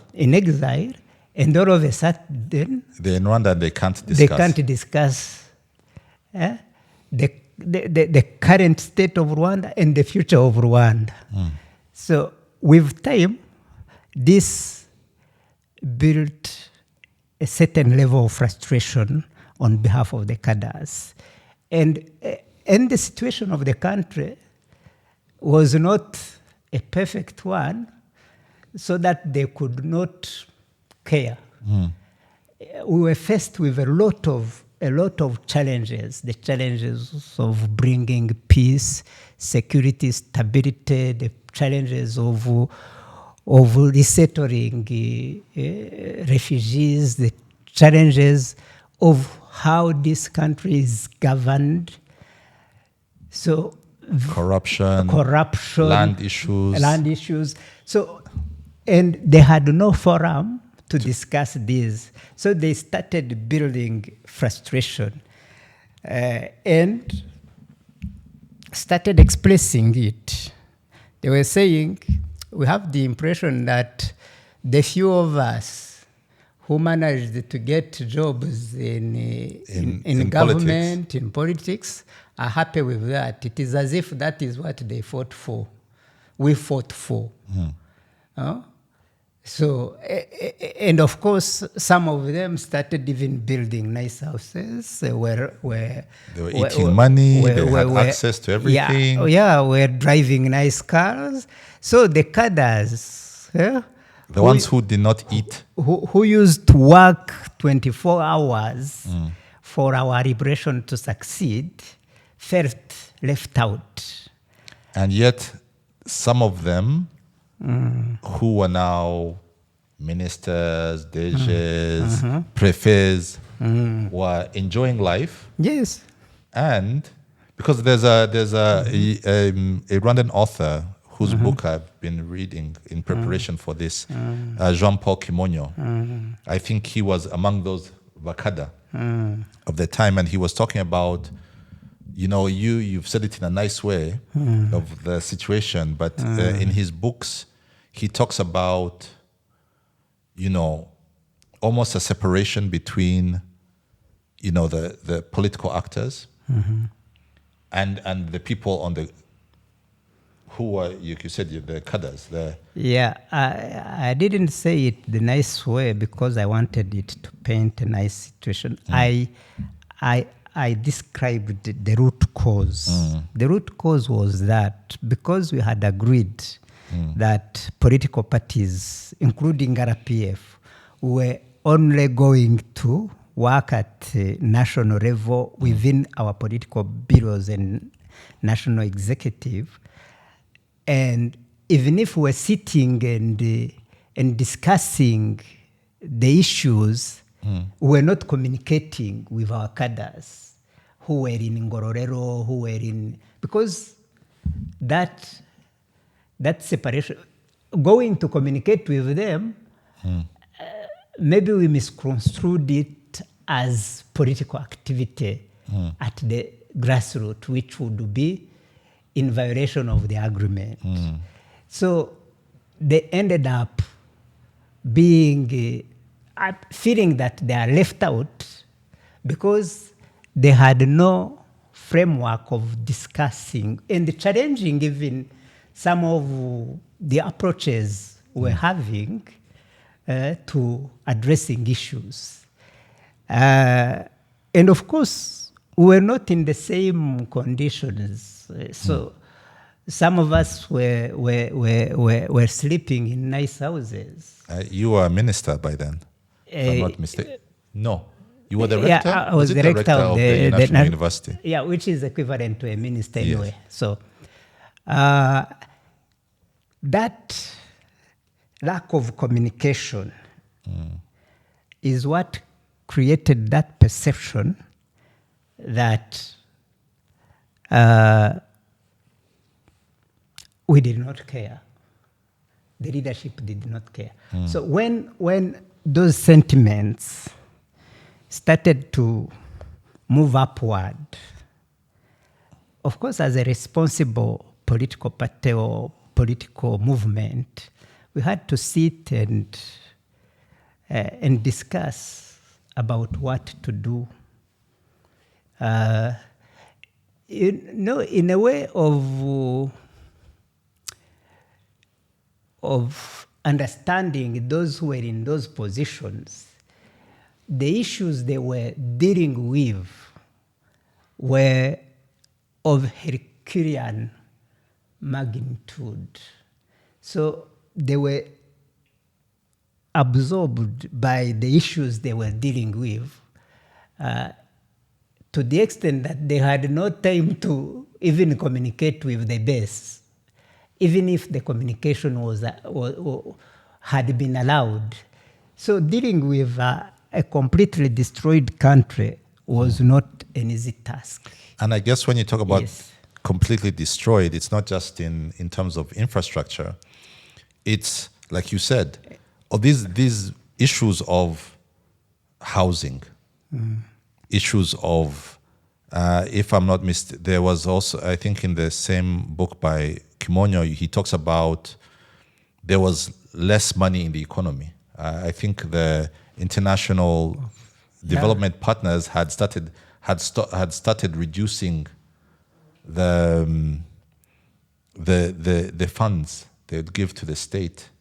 No, they had not started giving fund to the state. I mean, not the state of Rwanda. I mean, Rwanda, like giving us money. Yes. The money was starting to dry up. There's Congo by this time. There's also what's happening in Congo and the return of the refugees. There's insurgency. There's insurgency. Even the politics. Yeah. Even the politics. We had a government that was the result of Arusha Agreement, and people came into government because they belonged to PSD or PER or this or that, and not necessarily because they believed in what RPF wanted to achieve for this country. Some of them would even rejoice when they would hear that the Ariro, changes. The infiltrators had captured a small or had banned a school somewhere. Yes. And these are the people in cabinet. Yeah, the people in cabinet or in high level, the prefect or others. So that situation alone was so challenging that it had absorbed the minds, the strength of the few cadres. The good ones. The few cadres who were in the government. But then at the same side, yes, which is, I guess, the problem of poverty and maybe not having the right ideological leaning.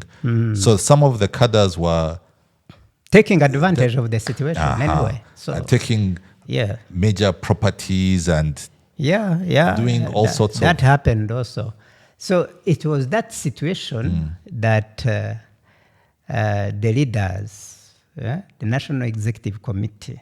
At that time, it was headed by Kanyarengwe. Yes, he was Alexis Kanyarengwe. Late Kano Kanyarengwe was the chairman. The NEC was convened, and looking at the situation... Were you part of NEC by then? No, I wasn't. They realized that we need to do something to rebuild the confidence that is slowly being lost. And they decided to dissolve the NEC and the political bureau that was there. So, and they put in place a committee to reflect on what we're going to do to put in place new structures, but mainly to reflect on what should be done for RPF to refocus, to be the transformation engine that we hoped it would be. So we convened what Kimonyo called Kicukiro 1 in February 1998. I think it was on 14th and 15th and 16th anyway. So we called people who used to be in the leadership of RPF in all regions, in Burundi, in Uganda, in Congo, in US, and a few of the former full-time cadres and people who had been members of executive and political bureau. And we met. This is what, 100 people, 200 people? Probably 250, around 250. And all of you slept in Eto Muhima? I mean, Eto Kicukiro? Yes, we stayed there and... 2 days? 2 days. Initially it was 2 days, but because the election took longer, the meeting ended up in the morning of the third day anyway. So what were the major decisions? Because really that was a turning point in the transformation journey of this country. RPF, we sat and assessed our political program. We said, let us look at our political program and see if it is still the program that this country needs for its transformation. After looking at it, we came to the conclusion that this program is so good that if it is faithfully implemented, it would ultimately transform this country. Maybe there is a new parameter that came in that was not there when we wrote the program. It is the genocide and its consequences. Let us add another political point on our political program to deal with the situation of genocide. So we maintained the 8-point program and added the 9th to fight genocide and the genocide ideology in Rwanda and in the region.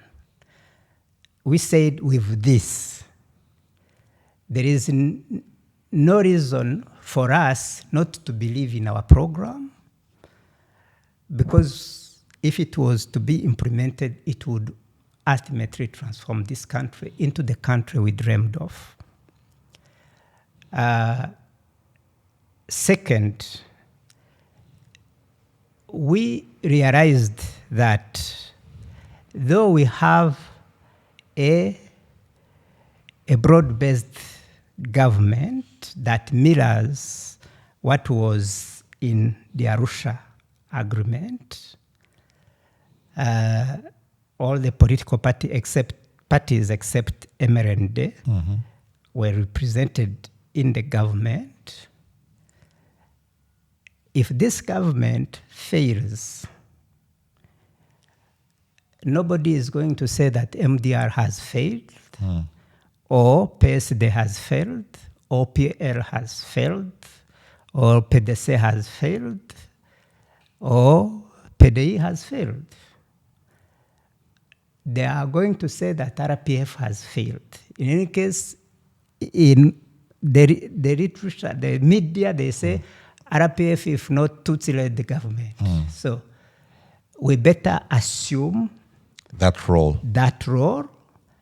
and let RPF be the engine of this government and the engine of the transformation of Rwanda. So just a quick question. Yes. That is 98. Yes. So who was the engine 4 years before? There was no engine. It was an engine. I mean, it was a car with 4 wheels in 4 different directions. That's why we're not moving. Maybe we're being shaken only, but we're not moving forward because there was no engine. So we decided that we should assume that. Maybe RPF was still the engine, but that was trying to influence wheels looking at different direction. The engine was there, but the wheels were so we decided to align even the wheels, so that we could move fast. So we also said, for these things to happen, what should we do? If we have realized that the RPF political party is good enough for this country's transformation, we should let the people of Rwanda know this political program. We should use all means available, do it tactically, so as not to offend our partners, but bring our partners on board, because we said we came up with this political program because we sat down as cadres of RPF and analyzed the problems of Rwanda and came up with this as a solution. You see, we were convinced that by bringing the people, the leaders of Rwanda in one place to discuss the problems that Rwanda faces, we would ultimately come up with something similar to RPF political program. That's why we used the privileged position we had in the government, especially the fact that the President of the Republic was a member of RPF, to ask him to call the Urugwiro village discussions. And we even said as RPF, we are not going to develop position papers to put on the table. Because if we were to do that, other political parties will say, oh wait, you've sat, reflected, give us also time so that we develop political position papers. We said, let us convene, let the president convene the meeting, bring all the current political leaders or opinion leaders, and openly, frankly, look at 5 major issues that Rwanda had to deal with. Can we, before that, I think it would also make sense for people to understand that in Kicukiro 1, the first one, there was also an election, because you said that it removed, yes, they removed the leadership. I'll get there. So we agreed on the approach. Yes. Yeah? So that is the approach of letting the people of Rwanda know the political program, even if we are not taking it to them as RPF political program. As for the RPF becoming the engine, we decided that from now on we are going to have capable commissions which were going to be transformed into think tanks, looking at issues and developing policies, and then using the same methods to have these policies be adopted by the government. If it is a policy to be implemented in a government ministry headed by RPF, we would give that minister to go and find ways of implementing. First, having it agreed by the cabinet, and then starting implementation after developing tools of implementation such as laws and everything. If it is not if it is to be implemented in a ministry that is not headed by an RPF, we were going to use the position we had of president. So the president would bring suggestion in the cabinet for the Ministry of Agriculture. But those suggestions would have been developed by the RPF. The RPF, and so on and so forth. So now that we have agreed on what to do and how to do it, who are going to be responsible of making sure that these are done? So we elected leadership. So we elected a new chairman, a new vice chairman, a new secretary general, commissioners, and also political bureau members. And we started the work. And you were elected as secretary general. Yes. Now, there is, it's interesting hearing you speak and then also listening to and reading the different papers that were done by Kimonyo. And, it's maybe it's just the way you are, or maybe it's the way the writing of Kimonyo was. You don't really talk about just how a lot of push and pull. You make it seem like the process of the recalibration of the party was, you make it seem smooth.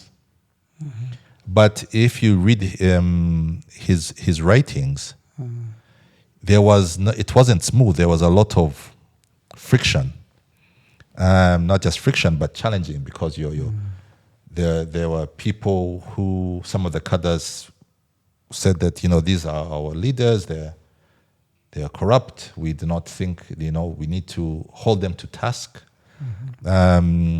He quotes the then Vice President, President Kagame. He quotes him speaking out of frustration and saying, if things don't change, I'm going to leave this party. This is not the party that I identify with. So it's really interesting to hear how you say it, but also within the context of just how it was not an easy process. Yeah, of course, if you get to a point of a leadership, because they removed the entire leadership, self-dissolving, It's first of all, the leadership self-dissolved. And cadres were given an opportunity after discussing what we want to be. They were given an opportunity of electing the new leadership. And it so happened that many of those who were in the position before were not re-elected. I mean... but there were also some who were elected. So not everybody ended up leaving. Yeah, the majority did. But then, of course, then that same year, there was another meeting. Yes. That meeting... Why so soon? Because usually the congresses, once every 2 years. You know, as I explained, the situation we were working in was not allowing grassroots operations. Even though we had many cadres who had attended Kicukiro 1, but they were about 250. And I don't think I think if I remember well, I think 236, but sometimes because I'm getting old, I might not have the exact figure. But if my memory does not betray me, I think there were 236. But I say conveniently about 250. And yet we had so many RPF cadres all over the country. For example, not every full-time cadre was able to attend Kicukiro 1. We said, why don't we now organize another meeting like this one for all former full-time cadres? You know, we had full-time cadres inside Rwanda, inside the liberated zone, and then inside the not liberated zone.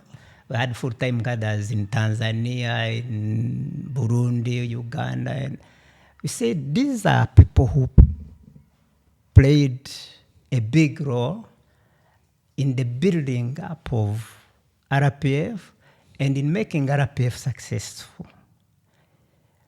Why don't we give them an opportunity to meet with the new leadership and have an open and frank discussion, to let them understand the process we have undertaken,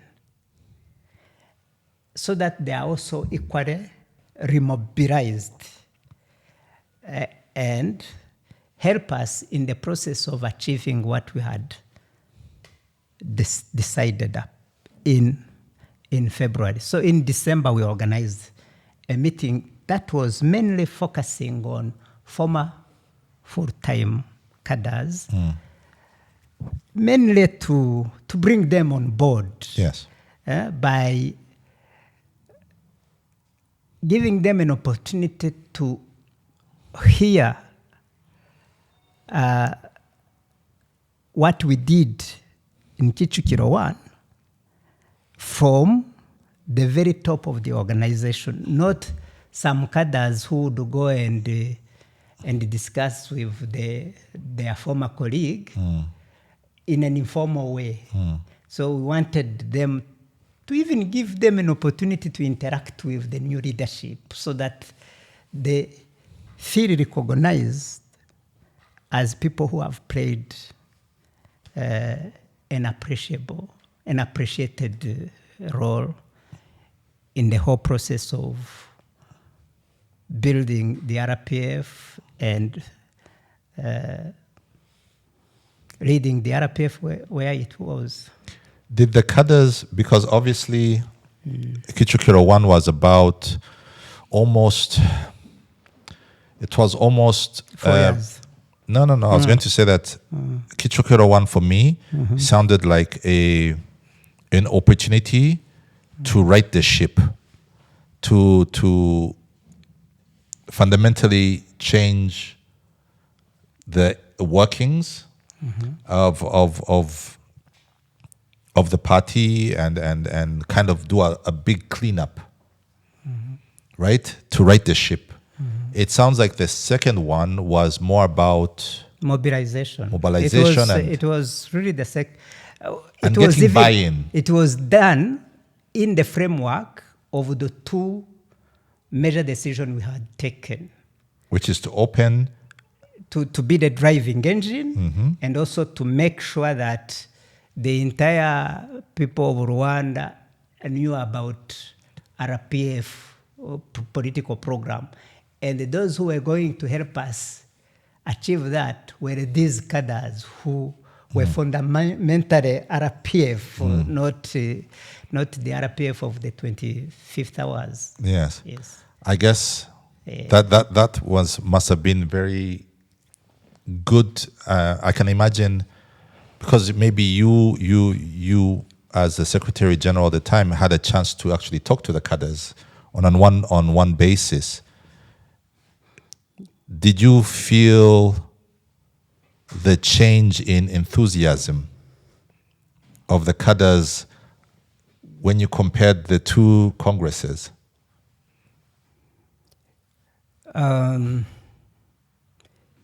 Yes. You could see that they are excited about the new leadership, about what was being done, about them being considered of value and being invited to meet the new leadership. So they were excited and ready to be on board of the transformation. But of course, they used that opportunity to also tell the leadership how they felt when they were being kind of neglected. That makes sense. I'd like to ask. Yes, as the RPF, you decided to be the engine of the governance, but you were fundamentally, it was still a coalition government. Yeah. You can be what you want to be. It doesn't. But then your partners can also say, no. We don't want you. Who says you're my engine? How difficult was it?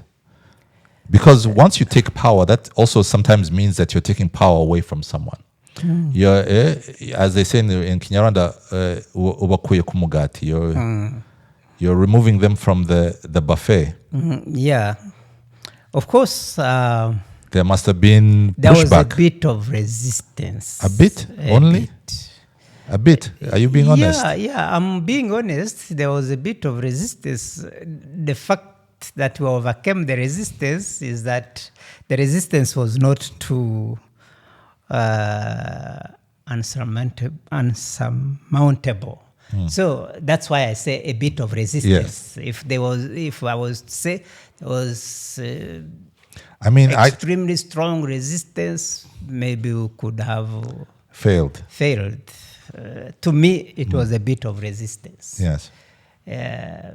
But the other day when we were talking, I told you that you could be two people looking at a phenomenon and having two different interpretations. So someone else might say there was a strong resistance, but from where I sat, the resistance was normal, normal resistance, not a extreme resistance. Now, on a quick note, there's also something that you had started, which was about the Urugwiro discussions. Why were they so important? What exactly was the outcome of these discussions? Yeah, we wanted to have a minimum political program agreed upon by all the political actors in the country. And we felt that would only be agreed upon if we were to frankly and openly discuss it.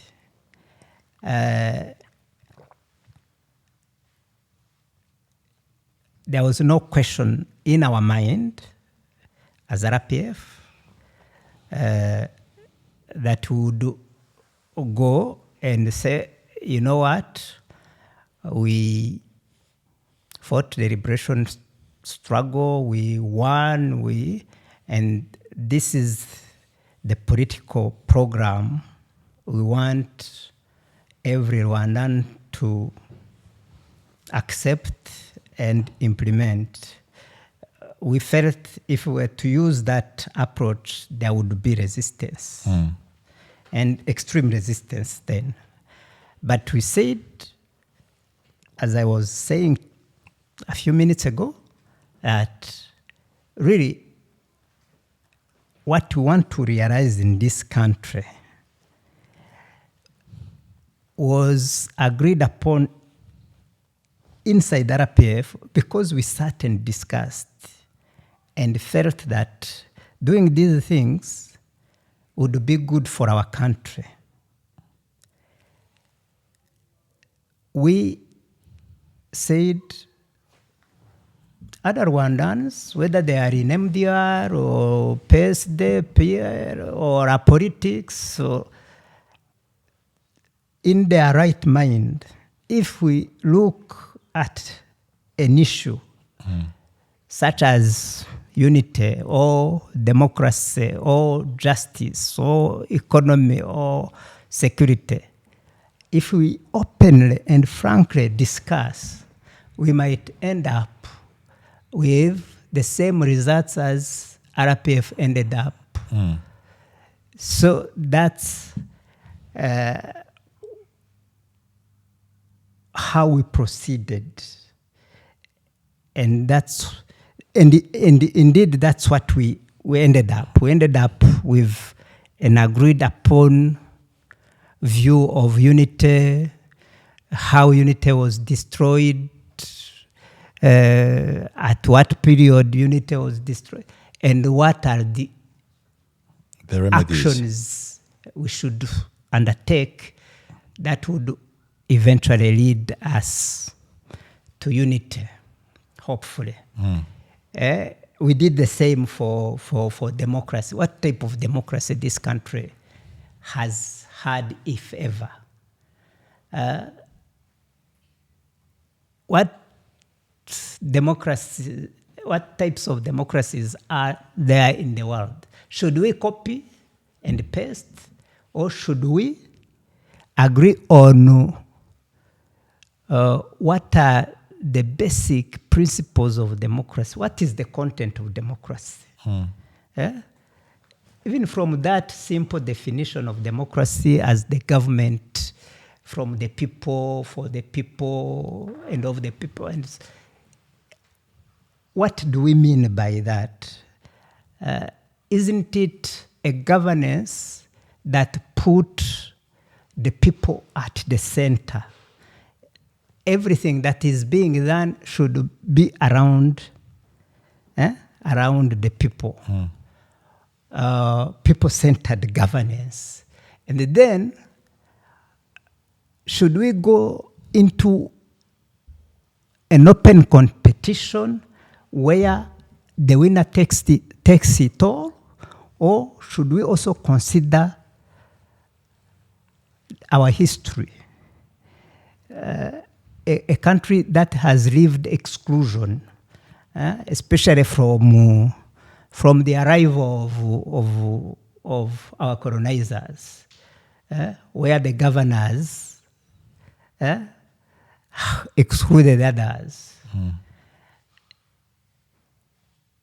No matter how you got into governance, whether you you arrived there by appointment or by elections. We should build a governance that does not leave anybody outside. That's where the consensual model, consensual participative democracy model emerged from those discussions. If I can, those discussions were obviously not an afternoon. How long do they take? We would start at 8 a.m. and end at 6 p.m. Every day for how long? Every Saturday, except when the president was on trip, or the last Saturday of the month. So we started in May, on 9th of May, and we ended in 1998, just soon after Kicukiro 1. And we ended those meetings in March, I think March 13th, 1999. So almost a year. Almost a year. Of constant conversation. Yeah, because of those exceptions when the president was not available, or last Saturday of the month, we ended up having 23 sessions. Full days. 23 full days, and in those full days, how many people are there? Around 80 to 100. 80 people. And is it depending on the topic that you choose the delegates? Yeah, like there was a core people. So who was the core? Always there. So the president? The cabinet. Okay, the cabinet was always there, except if a minister is traveling. The Bureau of the Parliament and all the chair of Parliament? the commissions in Parliament, the Bureau of the Supreme Court, all the prefets, at that time, before we appointed governors, the prosecutors, the Bureau of the Prosecution, and some,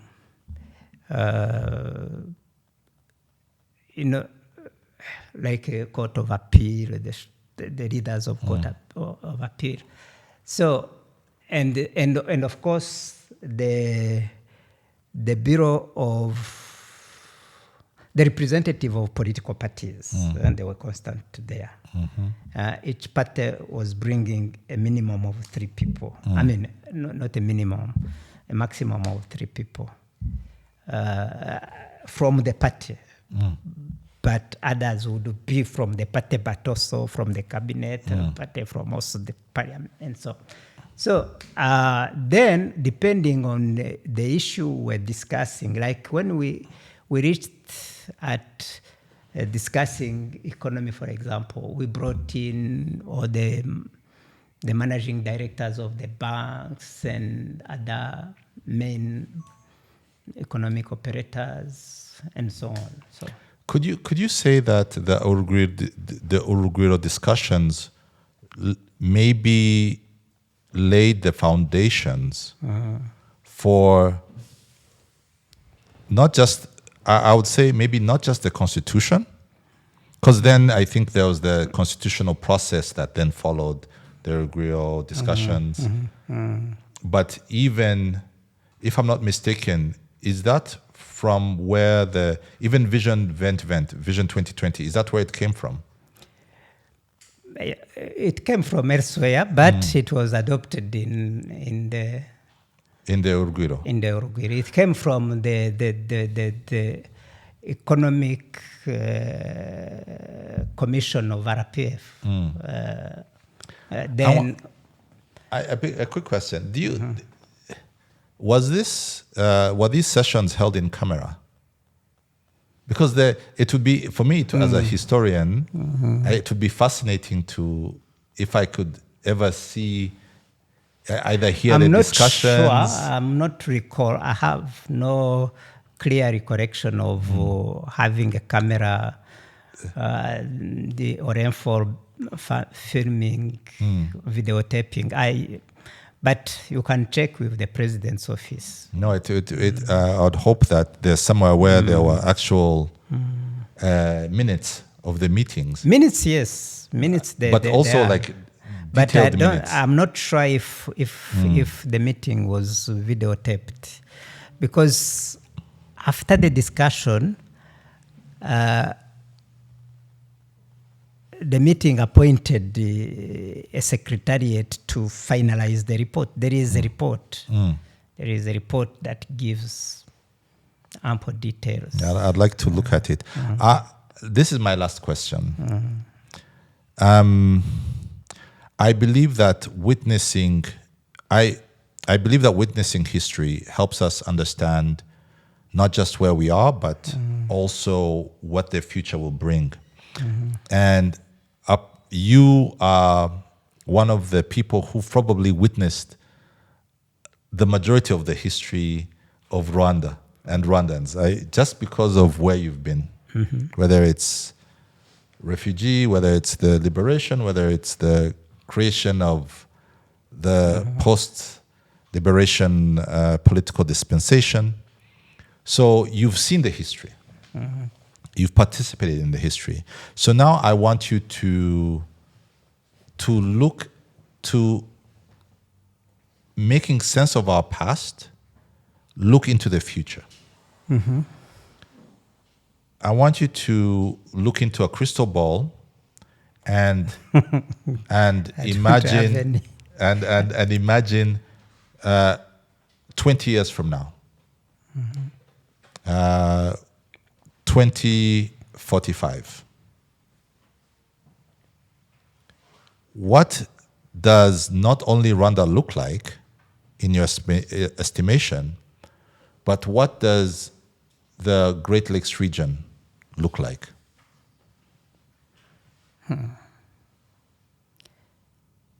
I wish I could have that crystal ball, but I don't. And if I were to even dare sharing my views, it would be just speculation. But I think it's educated speculation. Yeah. Maybe one can just say that if you look at the history of Rwanda, you can say that human beings are capable of good and capable of evil. And there is no point a human being can sink, or no depth a human being cannot sink, but there is also no depth that same human being cannot raise from. That's what the history of Rwanda teaches me. The reason I'm saying that is what we've witnessed. Rwanda sank, I wouldn't say into a bottomless pit, because if it was a bottomless pit, we wouldn't be here. But it was a deep, deep pit, and we were able to uplift ourselves from that deep pit to where we are. These two facts make me be cautious of predicting the future. Because especially when you've asked me to predict where the great region would be, looking at the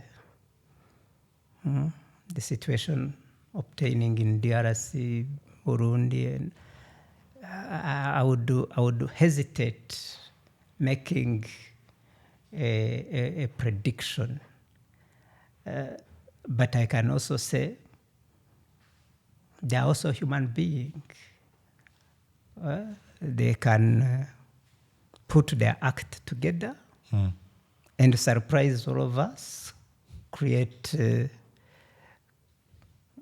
a better countries, developed countries, peaceful countries. And so, but if I were to say that, they would say, how do you dare to predict such a future for Congo? But they are human beings.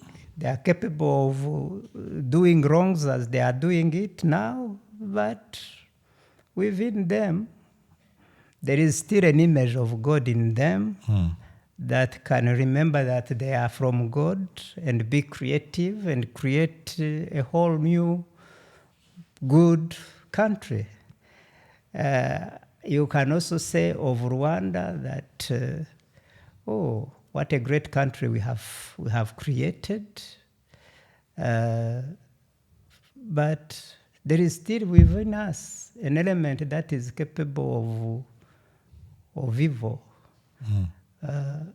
If we do not work hard to really contain that evil part that is in every human being, you never know.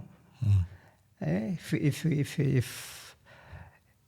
we become distracted, if we start enjoying and celebrating too much our success and forget to be vigilant, to be relentlessly committed and engaged, we can be surprised by that evil element within us that can take us again back into that pit that is awaiting somewhere. Yeah, hopefully, before that happens, we'd have to call a Kicukiro 3. Yeah, that element of vigilance, that element of not being complacent is what is going to protect us from surprise. Yeah. But otherwise, we live with it. We've seen people you once thought they were good cadres drifting off completely.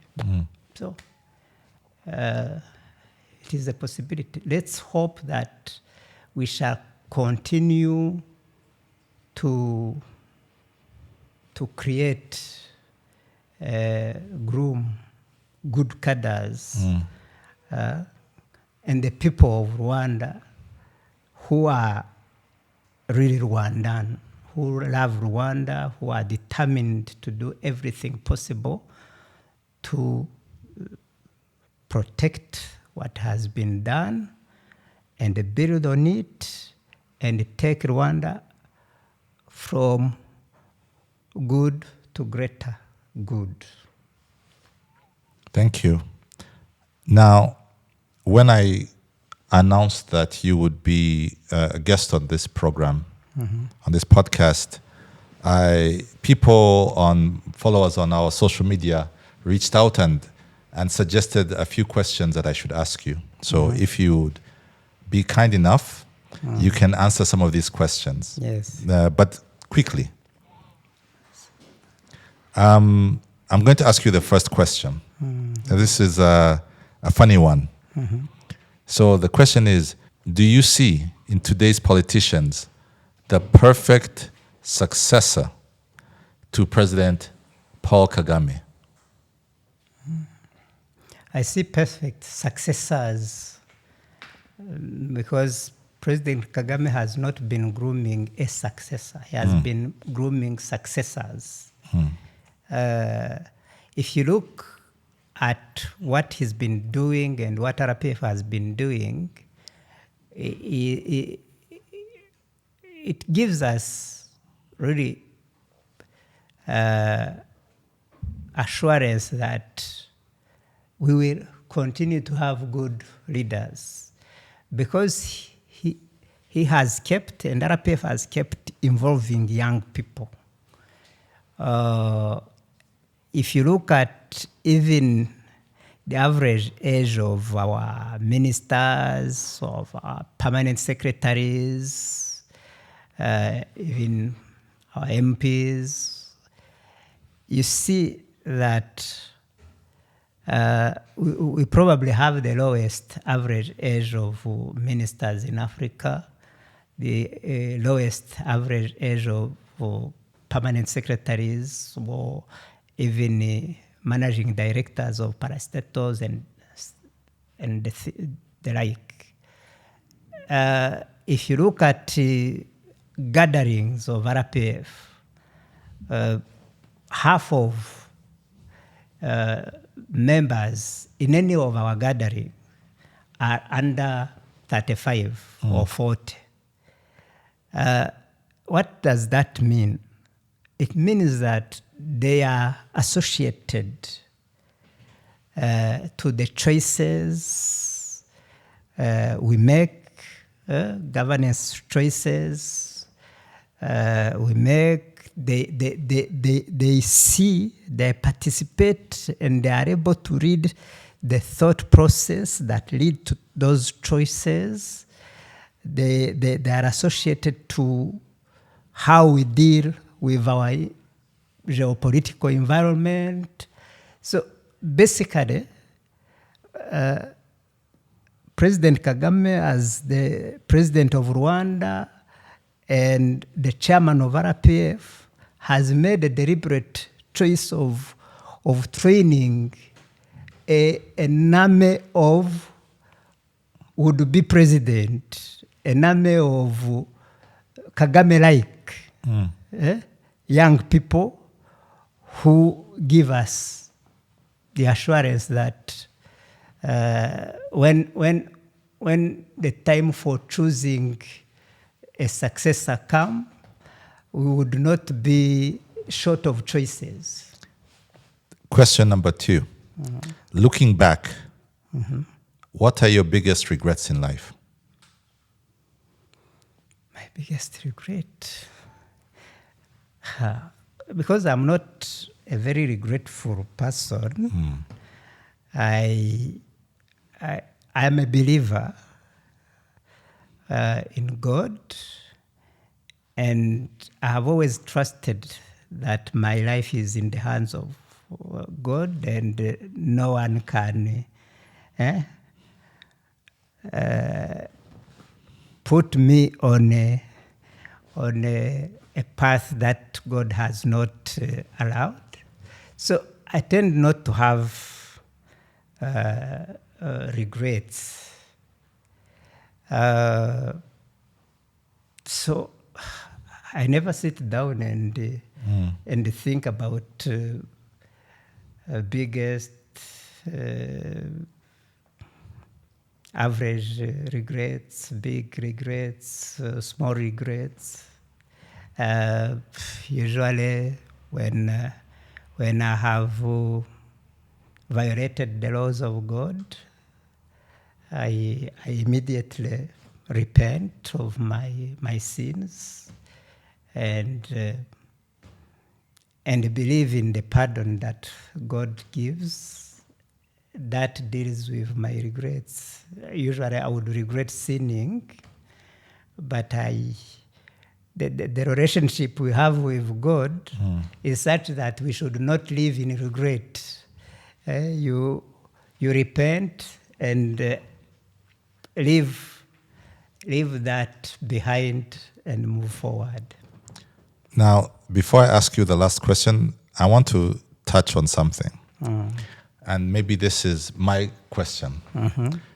How do you how do you keep your ego in check?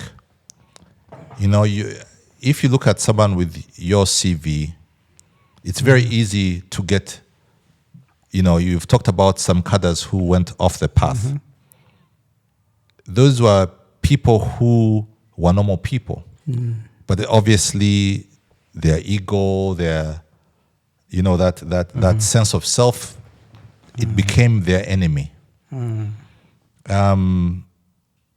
How were you able to keep yourself from allowing your ego?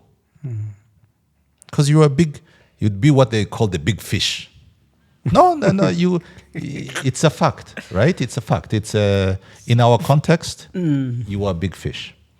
How did you keep yourself from thinking that you are more than you are? Yeah, I think what has helped me a lot is to know that there is nothing that I have that I have not been given by God. There is nothing that I have that is intrinsically mine. I became Minister of Foreign Affairs because of me. No. I became Secretary General because, no. Everything that I have achieved in life, I give thanks to God. I know that it is God who has allowed me to achieve that. And I think that has helped me to check my ego, because it is not me.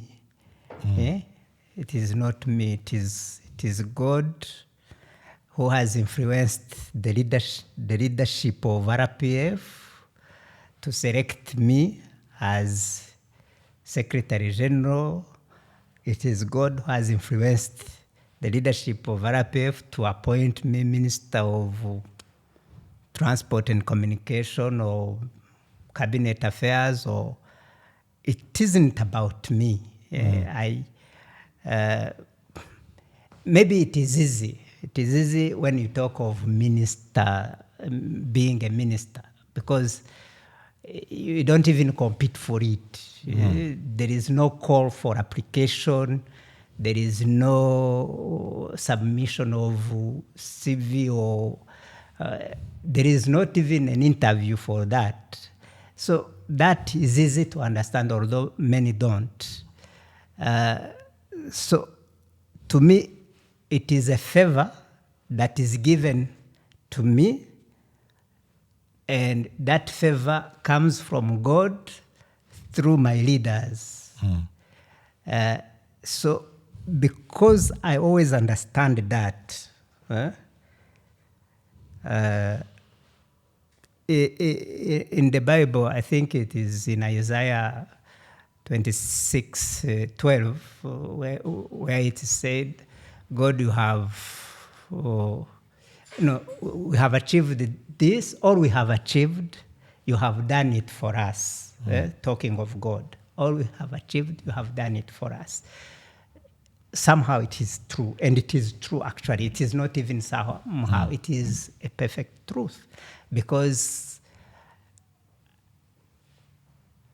the life I have is not mine. It is a gift from God. If I was able to come here, it isn't because we had an appointment. It is because God enabled me to wake up this morning. I didn't do anything extraordinary to wake up this morning. And when I woke up, I fortunately found that my heart was still beating, and that was not my own making. I was breathing. It was not my own making. So I was able to leave my bed, do everything, and come here. So if tomorrow some people appreciate this interview, that the merit is not mine. It is God who has enabled me to do it. So keeping that in mind and holding this as an absolute truth is what has helped me to avoid the traps of ego. Yes. So what happens when you don't believe in God? What are the things that not you, because you are a believer. You do the opposite. You do the opposite. You think you are extraordinary. You think is there any way that you can be, because I think what I want from this discussion is when I want young other people who are now in your position, who are now leaders, whether in the party or in the country, to look at you and say, and listen to you and say, for me to be a part of the of our system and stand the test of time, I need to keep my ego in check. Definitely. From your side, let's even remove the reference of God. Of God as I did. Today, if you are a member of RPF, and out of maybe 2-3 million members, you are selected as a minister, why should you boast? Because there are other equally good people, equally capable. It is a favor that is extended to you. Yeah? You have not created your own ministry and become the CEO of that ministry by yourself. So why would you boast that you have become a minister? No. You should look at that appointment as an opportunity to serve the people of Rwanda. Yesterday I was attending the leaders' prayer breakfast in Bugesera, the district of Bugesera, and I was the teacher there, the preacher, if I would call. And the theme was leadership, an opportunity to serve. I think those who are listening to me, the young people, something that would help them to keep their ego in check is to always approach any leadership position as an opportunity to serve, not an opportunity to be served, not an opportunity to be famous, not an opportunity to be rich, to be powerful, an opportunity to serve. And that's how I have approached all the jobs that I was given. I've tried to be there as an opportunity to serve the people of Rwanda. If they were to have that understanding, irrespective of the fact that that opportunity is given to them by their creator who gives them life in the first place. Because if they were not alive, they would not get that position. But that alone would help them. Dr. Charles Murigande, thank you so much for joining me today. You've really spent a lot of time helping us navigate and understand not just what has happened in the past, but also you've given us a word for the future, which is to serve and not be served, and to understand that everything, all the blessings have been given to us. Yeah. Whether through God or even the mere fact that there's someone who has identified some level of talent in you. So thank you so much for your service. I want to say thank you personally for your service. I thank you for showing us and sharing your wisdom with us. And hopefully this conversation that I've had with you will resonate with tens of thousands of young Rwandans, both in the country and outside the country. And I want to just appreciate the fact that you've spent your public holiday with me. Thank you so much for giving me this opportunity to talk to your listeners and viewers. You explained to me that the purpose of this program is to give an opportunity to young people who were not there when we were in those position of responsibility, to understand what we went through and how we fared. So thank you. There is probably a lot we could have discussed, but I'm waiting for your book. Yeah. Is that coming anytime soon? I think we discussed it, and if I live long, I will write. Inshallah. Thank you. Thank you so much. Thank you. Thank you. And that's a wrap for this week's episode. Thank you so much for sticking with us until the very end. I'd actually love to hear your thoughts on today's conversation. So drop a comment below and join the discussion.